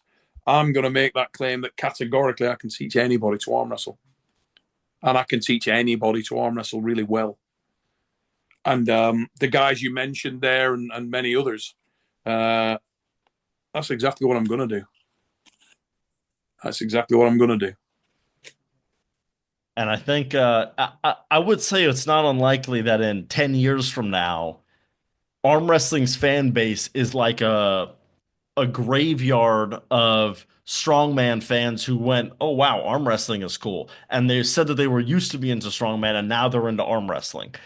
I No, think there's even a very strong opportunity that you see very active strength athletes coming into arm wrestling at the same time, and they're balancing there. I mean, it's as simple as this. A lot of these guys are put off because they get injured arm wrestling, they get pain from arm wrestling, they get problems from arm wrestling. Don't think that they don't get injured doing strongman competitions. They do. Mhm. It's an incredibly brutal environment, And also, let's open our mind up a little bit here, Henry. The strongman is one field. There are others who have, let's talk about, I talked on the fix the other day about other disciplines which carry over in the lighter weight divisions, boulderers, rock climbers, power to weight ratio with the strength in the right areas. I would love to I might even start taking the table to frigging climbing centers. I've seen them do that before. Yeah. And just starting arm wrestling people and saying, look, come on, I'll show you properly. Not arm wrestling matches. This is where we get it wrong. Let's get this guy in a match and see. Let's pull against this guy. Let's pull against this guy. It's the most fun thing to watch, so I know that's why everyone jumps to it so quickly. Because people are going for views. They're going short term. Yeah, enter the dragon, mother. Okay? I'm not. I've already been here. I don't need views. I don't give a fuck about that. But I will make monsters. You'll see. When the guys that I'm training come out the other end, fasten up your fucking chin strap. Watch. Rest in peace, Levon. Dude, all right. Some bad people coming. I'm telling you. The show's getting ladies' crazy game long will here. be reshaped, Henry. Reshaped. That wouldn't shock me. All right. So the next thing I'm curious about is Neil Pick. This is the last question, then we'll do match predictions. Neil Pickup comeback. Is it going to happen? If so, at what level? And how is your left arm? These are questions from my channel members. Yeah. So I'm very conflicted on this, and I'd like feedback from the people in on the chat and everywhere else. We were talking the other day, and you were saying about that we're having a laugh, and I can't remember how it came up, but I look back at an old picture, and you look back and you think, fuck, and all you think is you miss that. I miss. People think I'm a commentator. People think they think I'm a commentator. A lot of people don't know you had a career before this, which is part of why I brought it up. They don't know. They have, like you say, the community. They don't know you're an arm wrestler. I'm like, when people, I'm not a commentator. I'm an arm wrestler that commentates. I've got into strongman. I've got into fight sports. I've got into bike racing. I've got into other fields from the fact that I was a world champion arm wrestler. That is what opened those doors. Mm-hmm. That's literally what it was. So I will always consider myself first and foremost an arm wrestler. I'm a fan of the sport, and I've been lucky enough to go into the commentary and presenting side of things, which It's fine. I'm in my 50s, fair enough. I am under no illusion that I could come back in after 3 joint rebuilds in my elbow and the reattachments of various muscle groups and no cartilage in my wrist and various other stuff, and go back into elite level arm wrestling. I couldn't do that. It's a young man's game. Yeah. I love arm wrestling, Henry. I mean, I really tell. love arm wrestling, dude. Like, I love it, mate. I like being around it. I like competing. And at my time, I could pull. And if people wanted to see me arm wrestle and I could get myself to a situation where I could, at the moment, the biggest factor has been genuinely pain. I don't have any cartilage in my wrist, so I get nerve damage pain and my arm switches itself off. It's a very weird thing. It doesn't need to be arm wrestling. Is that in your right and your left? No, my left. I had a couple of serious injuries in my left. I came off my dicking around. Came off my motorbike pretty bad on the left arm, and I just put my arms down, and my arm landed. I came over the bars, hit a tree actually. Came over the bars, put my arm down, and my arm was wrenched back. It damaged a lot of stuff, broke my collarbone, various other bits and bobs, and my left was a problem after that. Is what it is. Way after I'd finished arm wrestling, my right. But the left doesn't have the cumulative damage from arm wrestling. It's just got the weaknesses from falling off motorbikes. My right has cumulative damage from arm wrestling. Yeah. It's much more my right that was my better arm anyway. I'd like to be able to get back to a situation. I started thinking, could I make a little experiment that people would be interested in watching where I try to do different stuff and see if I can negate the wrist a bit. See if I can sort of reinvent myself a little. I don't even know whether it's possible, but maybe it is. Maybe it is. I'm not going to come back and be going after, dropping from 4 weight classes and going after Samusha. It's a young man's game. That ain't what I'm going to do. Could I come back in and pull? And at what level? I have no idea, mate. My style used to be very much based around fast twitch. I had extreme fast twitch. That was the basis of a lot of the stuff I did. Have I got it now in my 50s? No. I was a sub 11-second sprinter. Am I now at fit? No. It's not going to happen. When you're in your 50s, you're a different man to when you're in your 20s and 30s. You just are. But I love the sport. If people want to see me pull, I would love to do it again. There are some matches out there that excite me. Before I die, I'd love to pull John Brasink one more time. We had some good matches in the past. I'd love to do that. Never did pull Ron Bath. He's another old bastard like myself. Be interesting maybe at some point to get that match. There's a few out there that would just be interesting. And yeah, maybe. You never know, mate. Never say never, right? Yeah. I would say it would be a shame to have you never compete again with arm wrestling where it is. I think you should compete against someone. It may not be someone who is really popular or really relevant today, and that would be okay. I think you should compete against someone doing something somewhere. I think that'd be a lot of fun. Yeah, it'd be interesting to see if I can still bloody do it. Really? Well, I mean, you definitely can do it. It's just how high a level. That's the only question. Like, yeah, that's what I mean. Like, if the question is, can you pin me? Well, yeah, you could beat me. Me and you could have a super match. But obviously, beating me is nowhere near as cool as beating, Ron Bath or John Brasink. So somewhere between John Brasink and me, there is a good match for you that people would want to watch. If they would, that's what I'm getting at. People would want to watch. watch. Give a shit? Absolutely.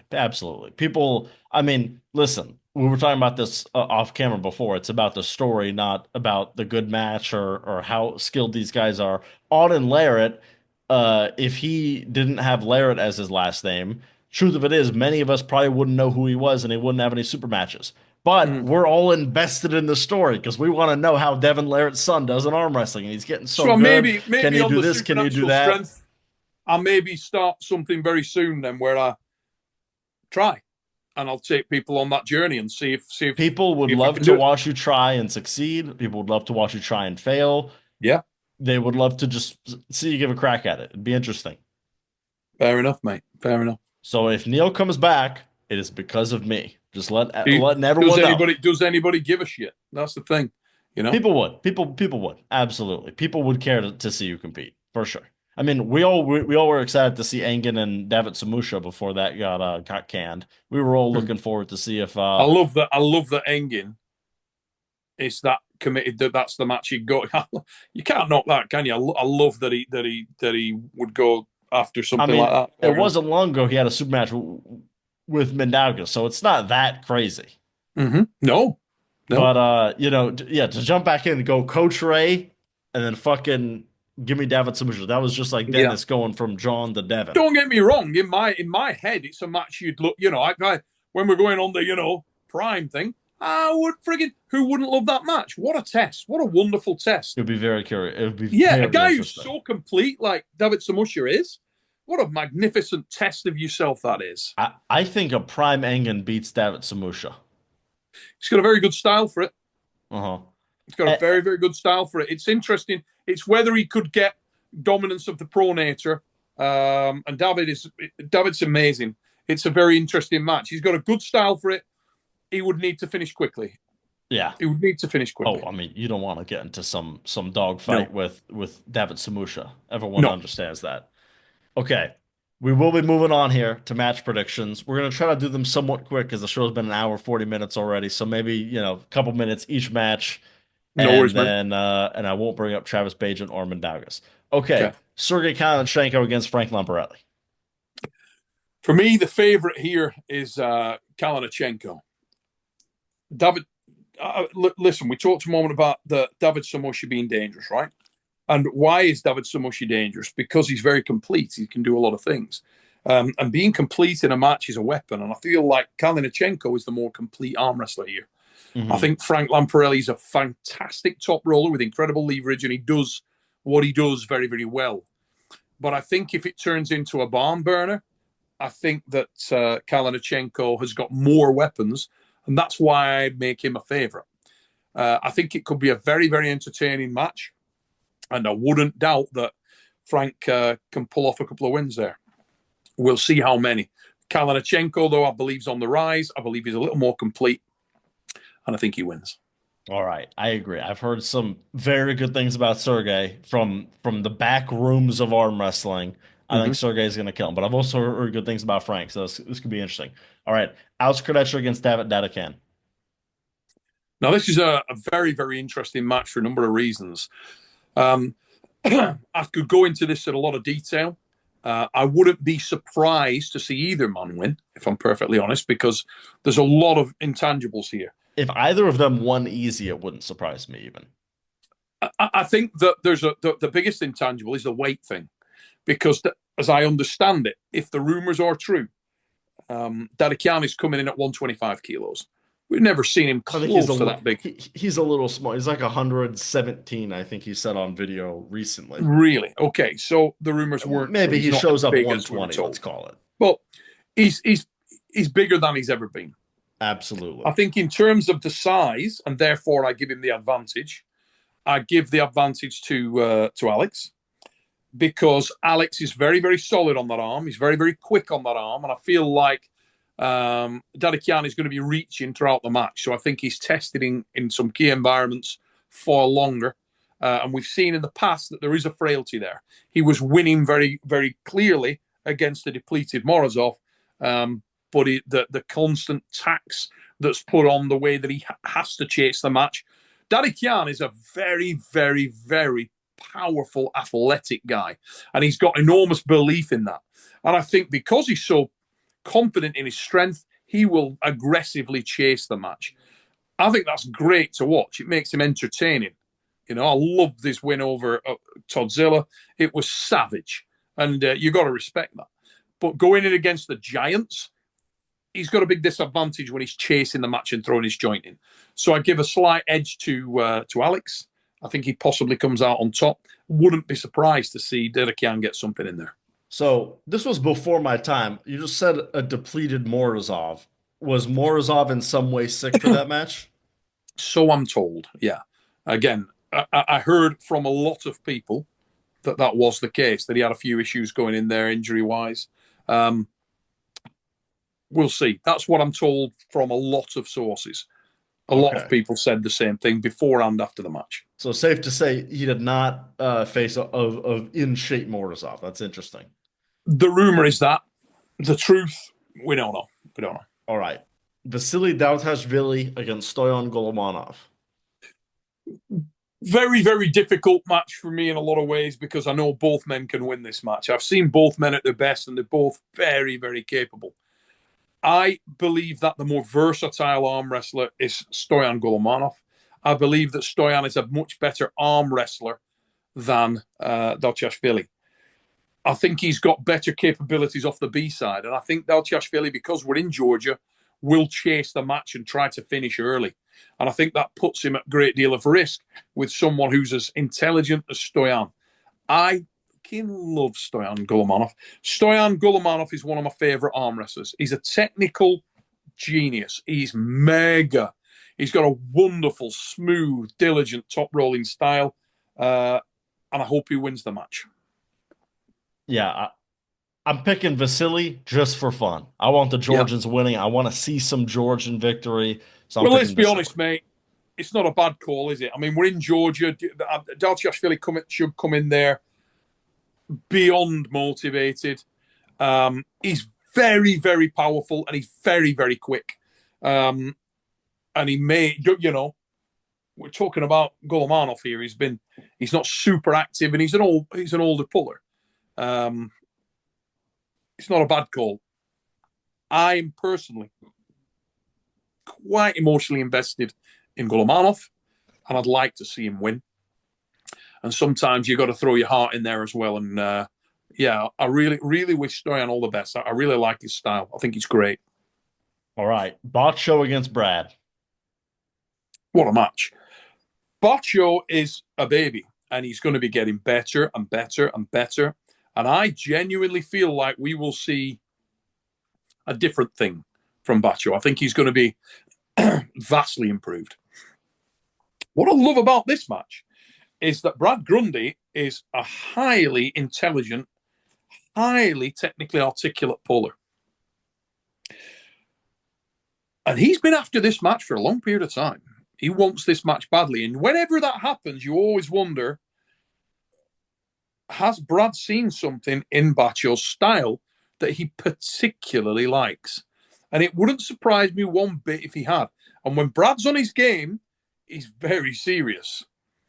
I think we're talking about a similar thing here where Botcho comes in beyond motivated with a very, very heavy crowd favorite type of atmosphere and the place is going Georgian crazy, flags waving.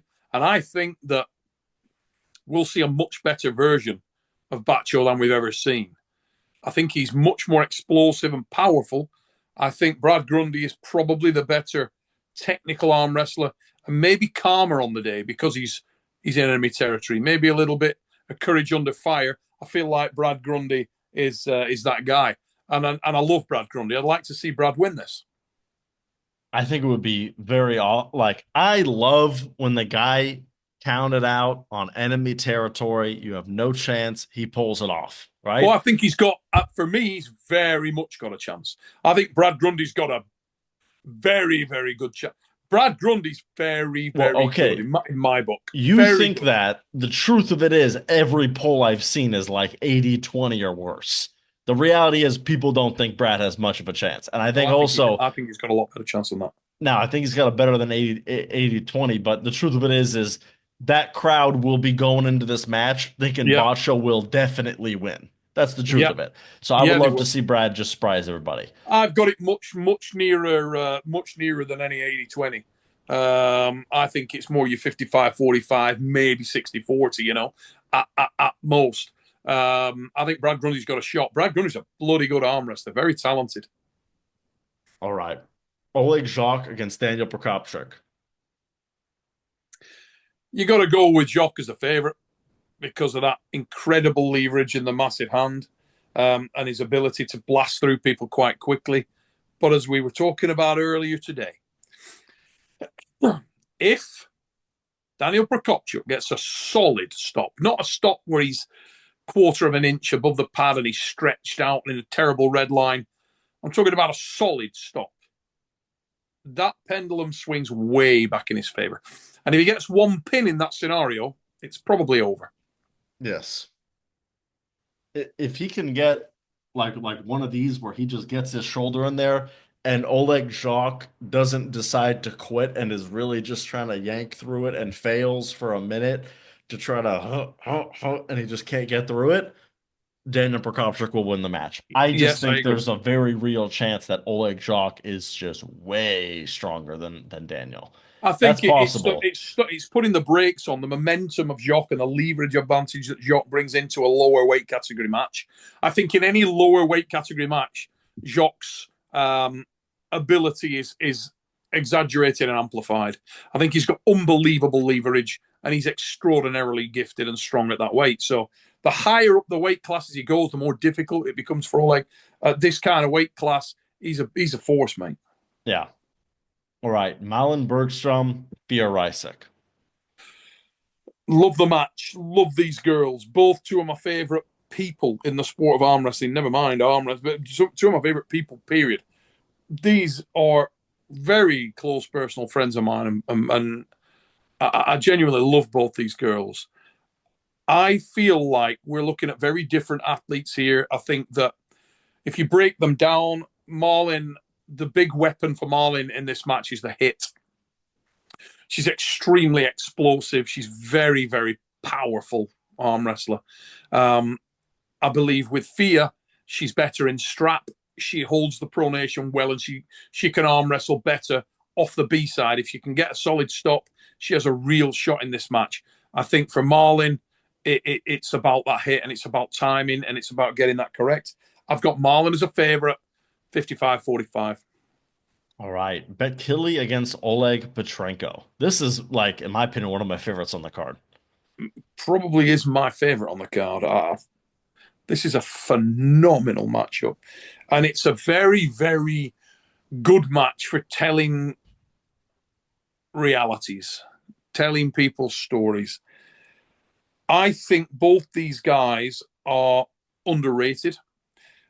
I feel like the situation with Devon, we talked earlier about the whole Artem Travis thing.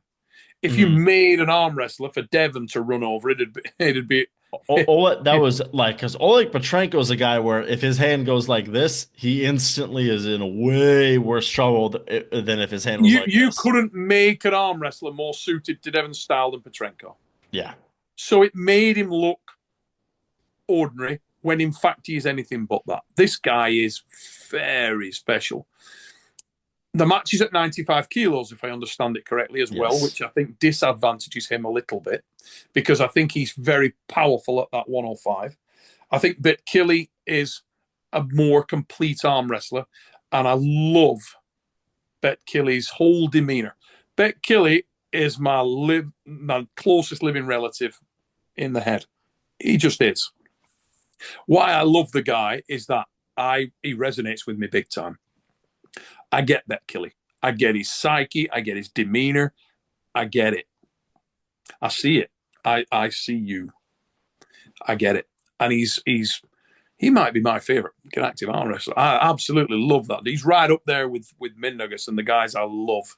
Bet Killy is mega, mega, mega, mega.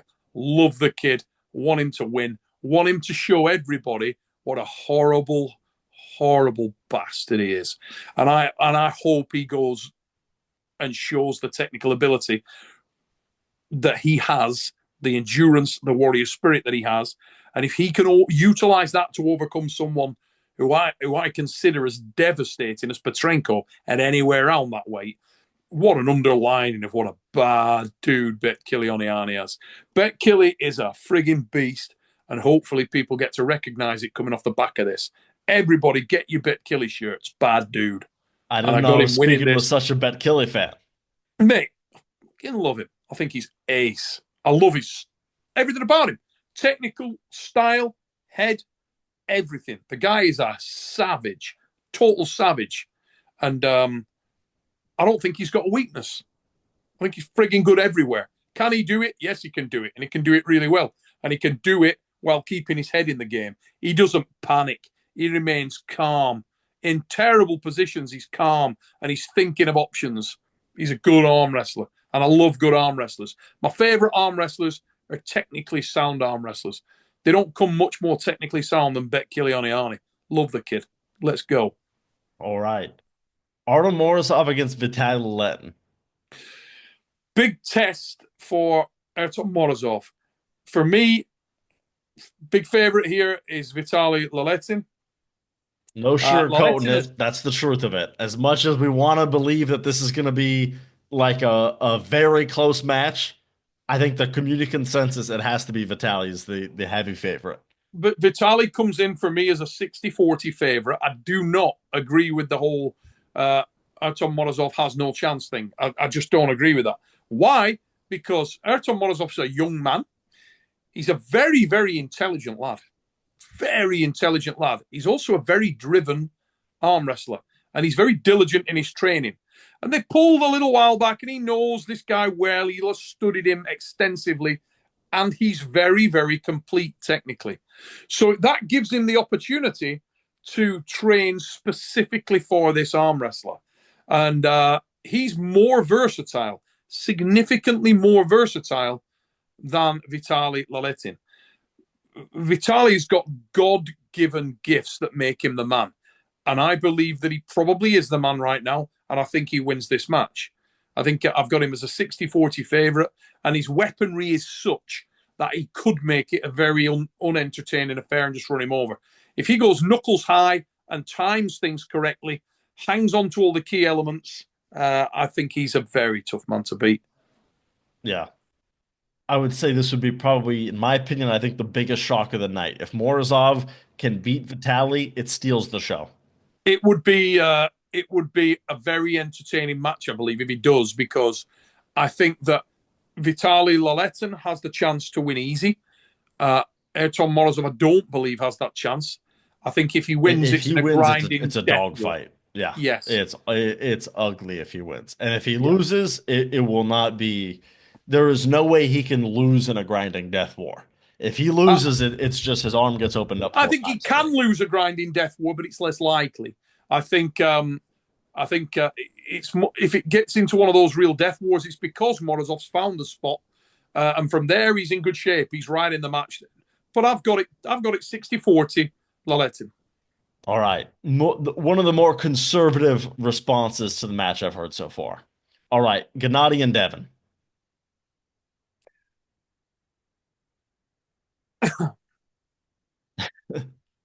Devin,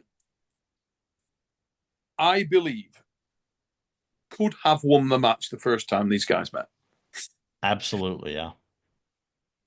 Both of these arm wrestlers are very, very good.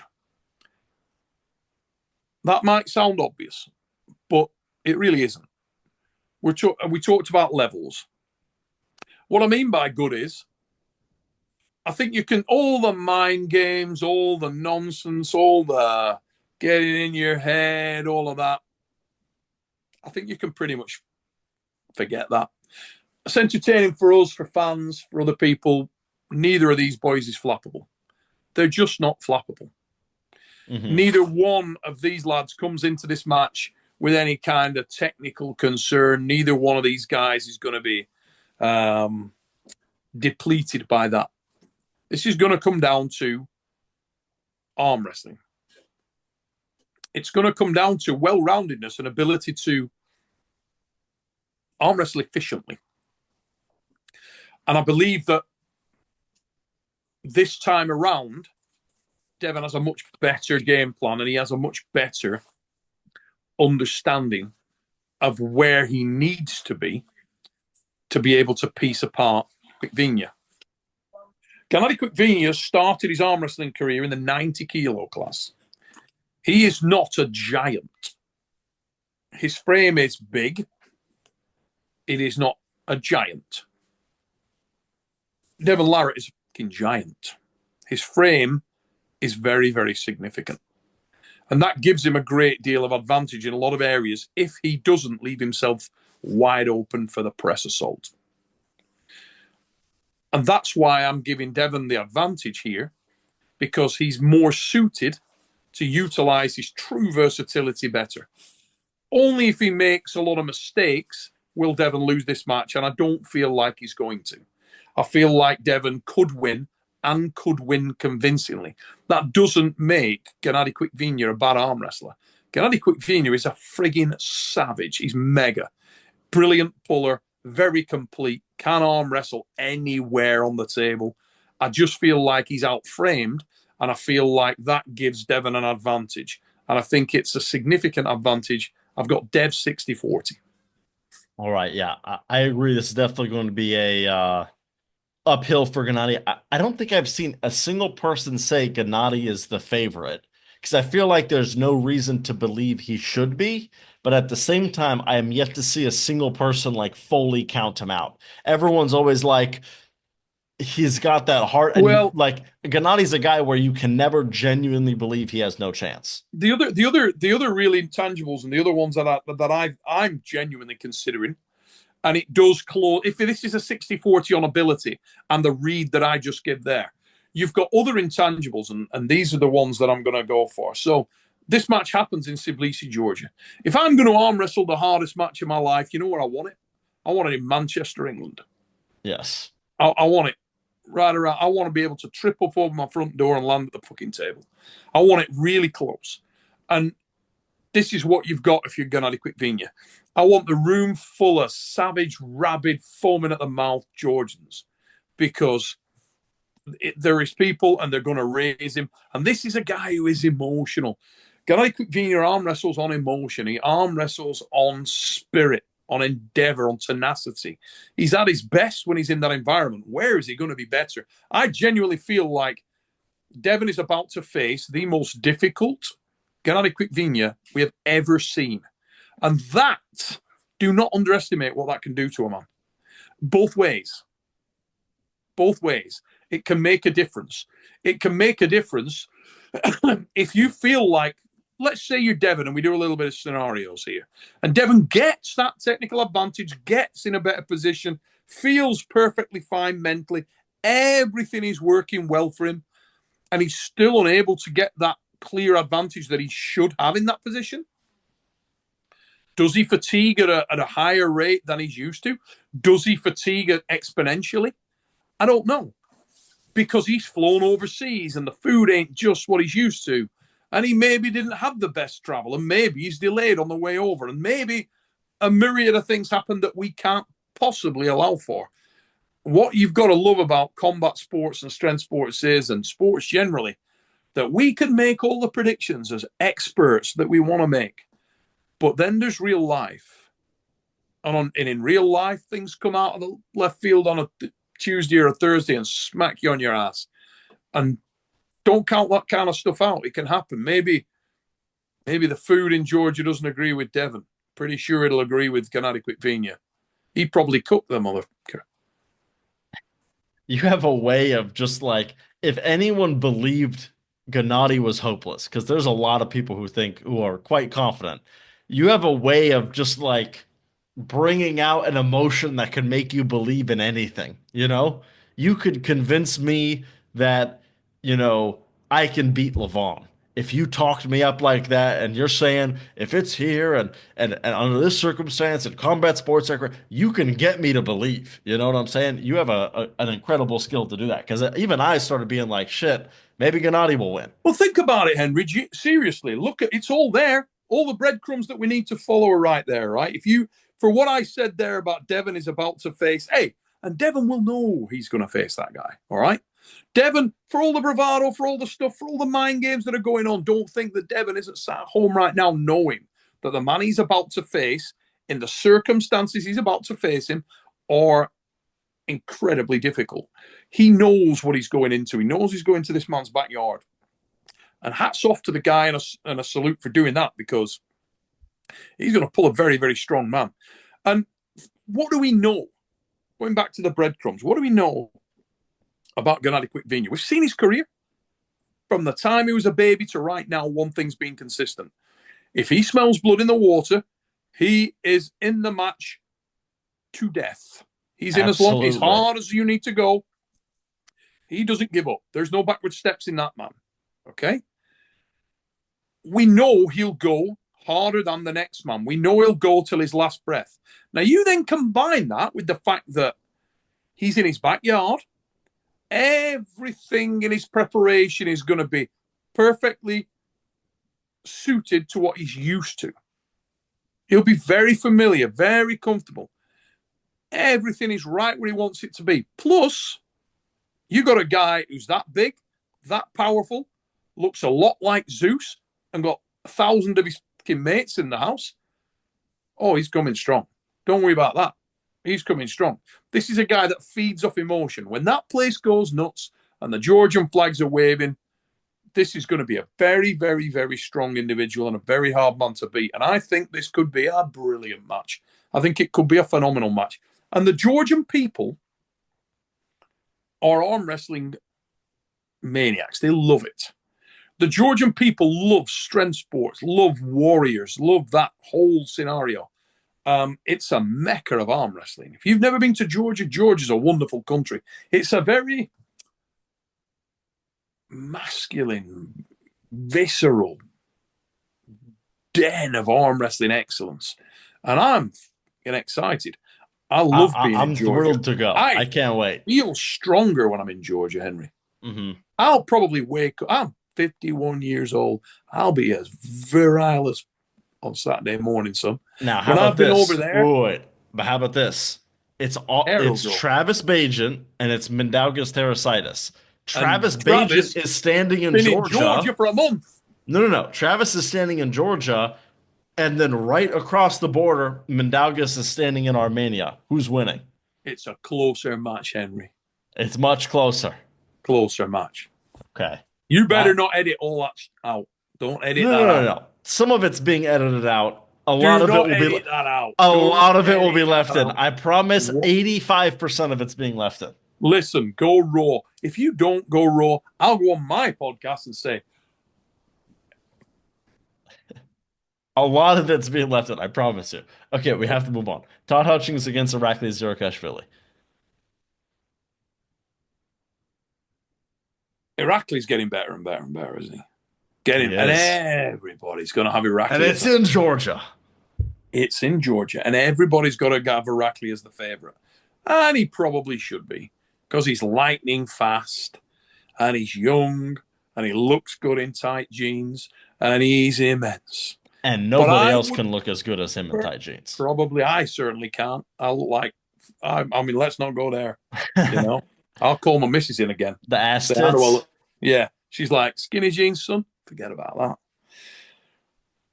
I would love to see this become one of those classic dogfights. I would love to see Toddzilla drag this young man into deep water and try and hold him under when he's in his backyard. Not because I don't love Irakli Zirakashvili. I do, actually. I think he's friggin' awesome. But he is a warrior.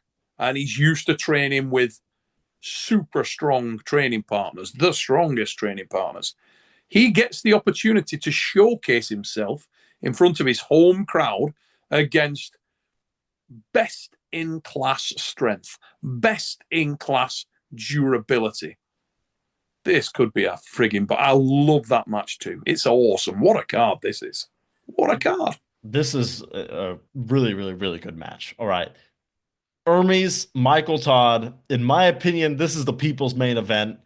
In my opinion, we need to have matches that are this good go all 4 rounds. We got to have an extra round, sort of like how the UFC does for a co-main. Who would not want to see a 4th round of Hermes against Mike?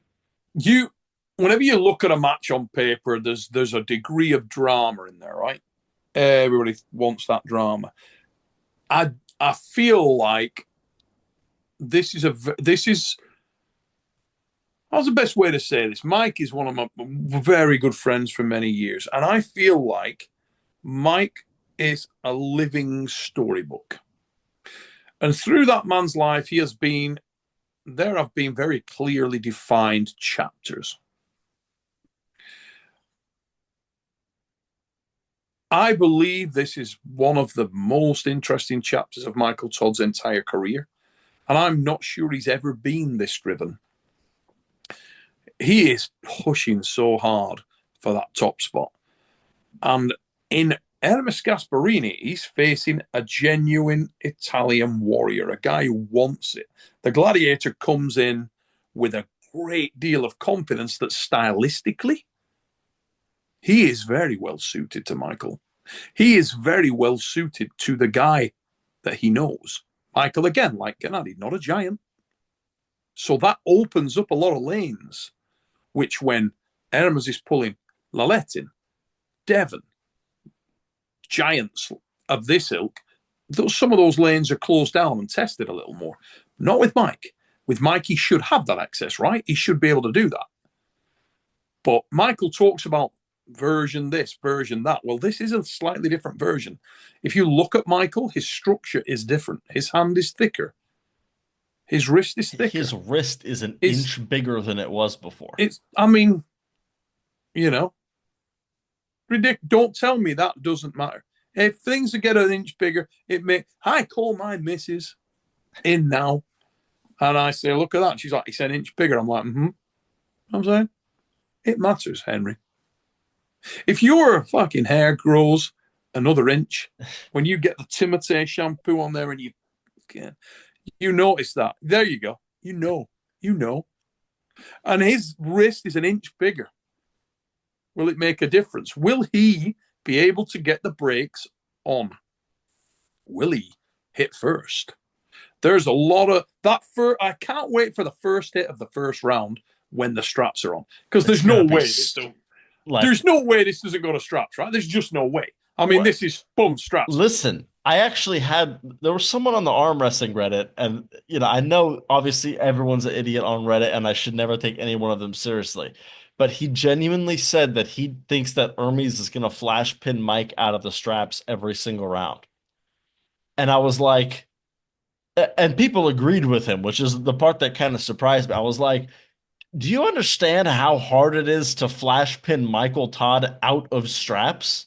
Like, they don't even understand the level of power that would require. And on the opposite side, how much strength it would require if Mike tried to pin Hermes out of the straps. Well, there's two things, isn't there? The person on Reddit may have done that, may be very diligent and look back and think, okay, let's look at what we got here. And they're joining up some of the options and the bravery and the courage that Hermes has got, and the fast twitch and the speed. But then you look at the changes in Mike in that period of time. And if you're Hermes, you are intelligent. You are making these reads. And the reads that he's making when he's watching his new Mike Todd videos are, okay, what's Mike bringing to this? Michael has got better connection and better proximity to his shoulder than he's ever had, okay? Mm-hmm. And we've seen that. And his utilization of the press is way better in his last few outings than it has been for a considerable period. He would be opened up like this on the starting position. So you can press, but it's really bad. But now he can get maybe to there. Now he can actually get in that bone line, and he comes straight across Michael. He is running the gauntlet. It's charge of the Light Brigade, because he knows that it's a guessing game. It's Russian roulette, then, isn't it? If Michael decides to hammer that press, then it's a problem. Because Mike, let me tell you, speaking from personal experience, Michael Todd throws that onto you and he lands that press.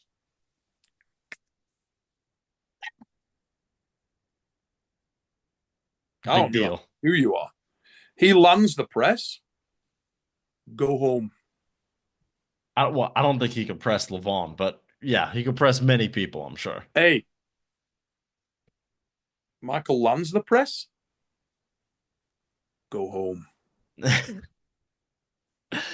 Listen, pressing Levon would be pretty incredible. I would be very surprised if anyone can press Levon. Can he get to the press?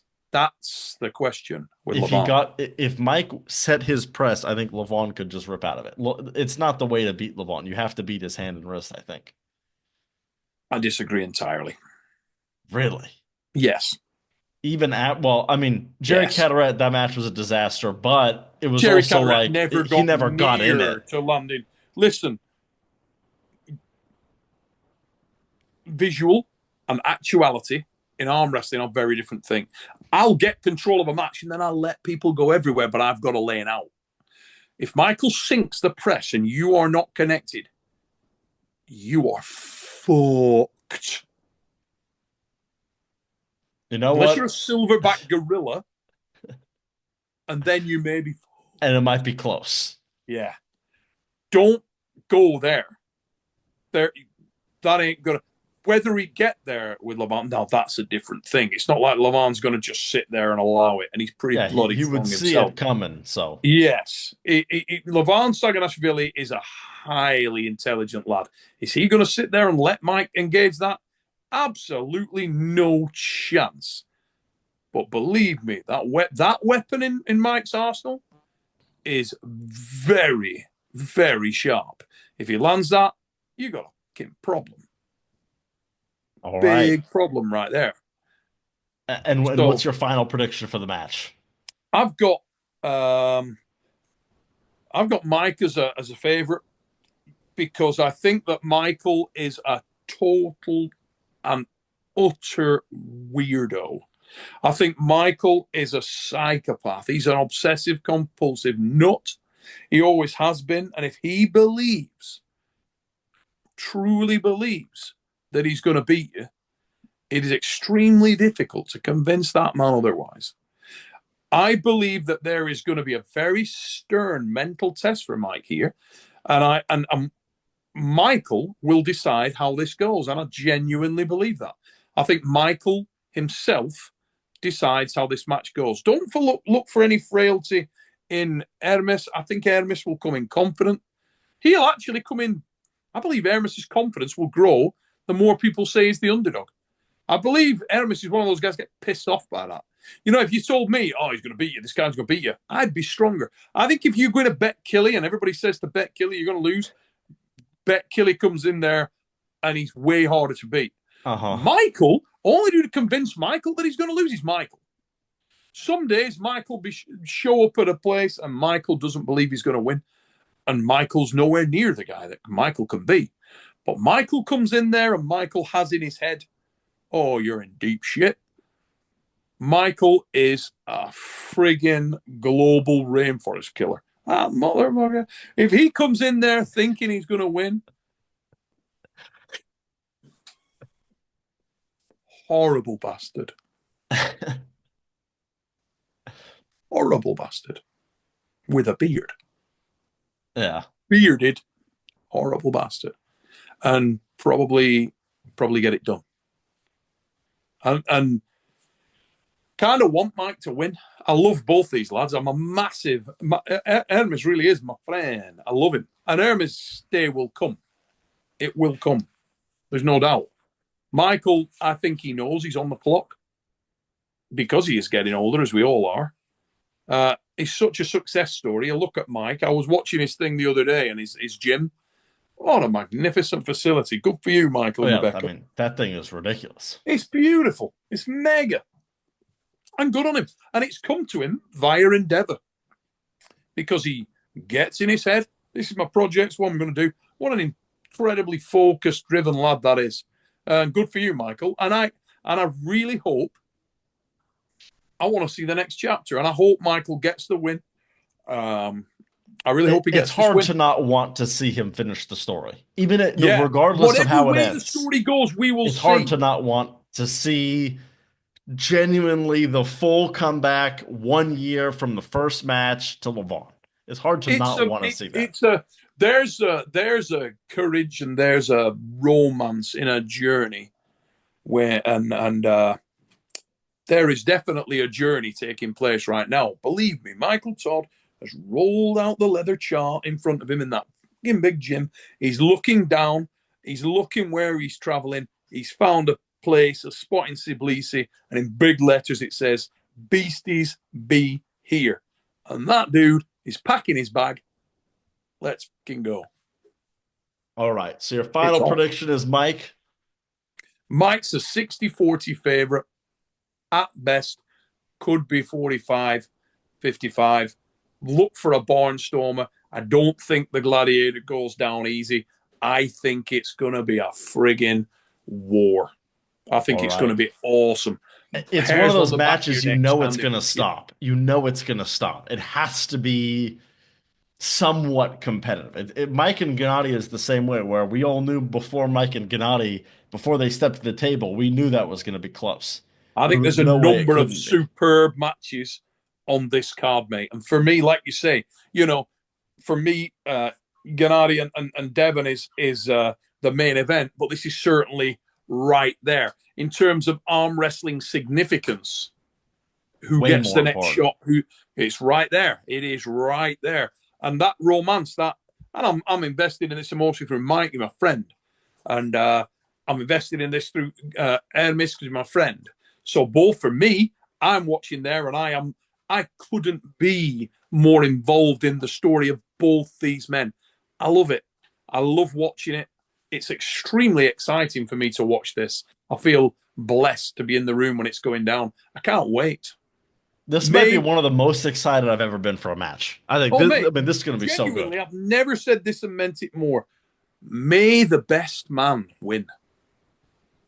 Really, that night, may the best man win that night. And let's go. Let's see the best of both of you. And Michael Todd, if you doubt yourself, I will personally break my foot off in your fucking ass. Bring the monster. Bring that guy. All right. I think that's a great way to end it. So we are out of matches. Thank you, Neil Pickup, for coming on the show. I appreciate it greatly. Do you have any closing remarks you'd like to say to the people? I just want to say thank you to everybody who's taken the time to tune in and check out Henry's show. Please give this kid a sub and a like while you're here. Share the thing. He loves his arm wrestling.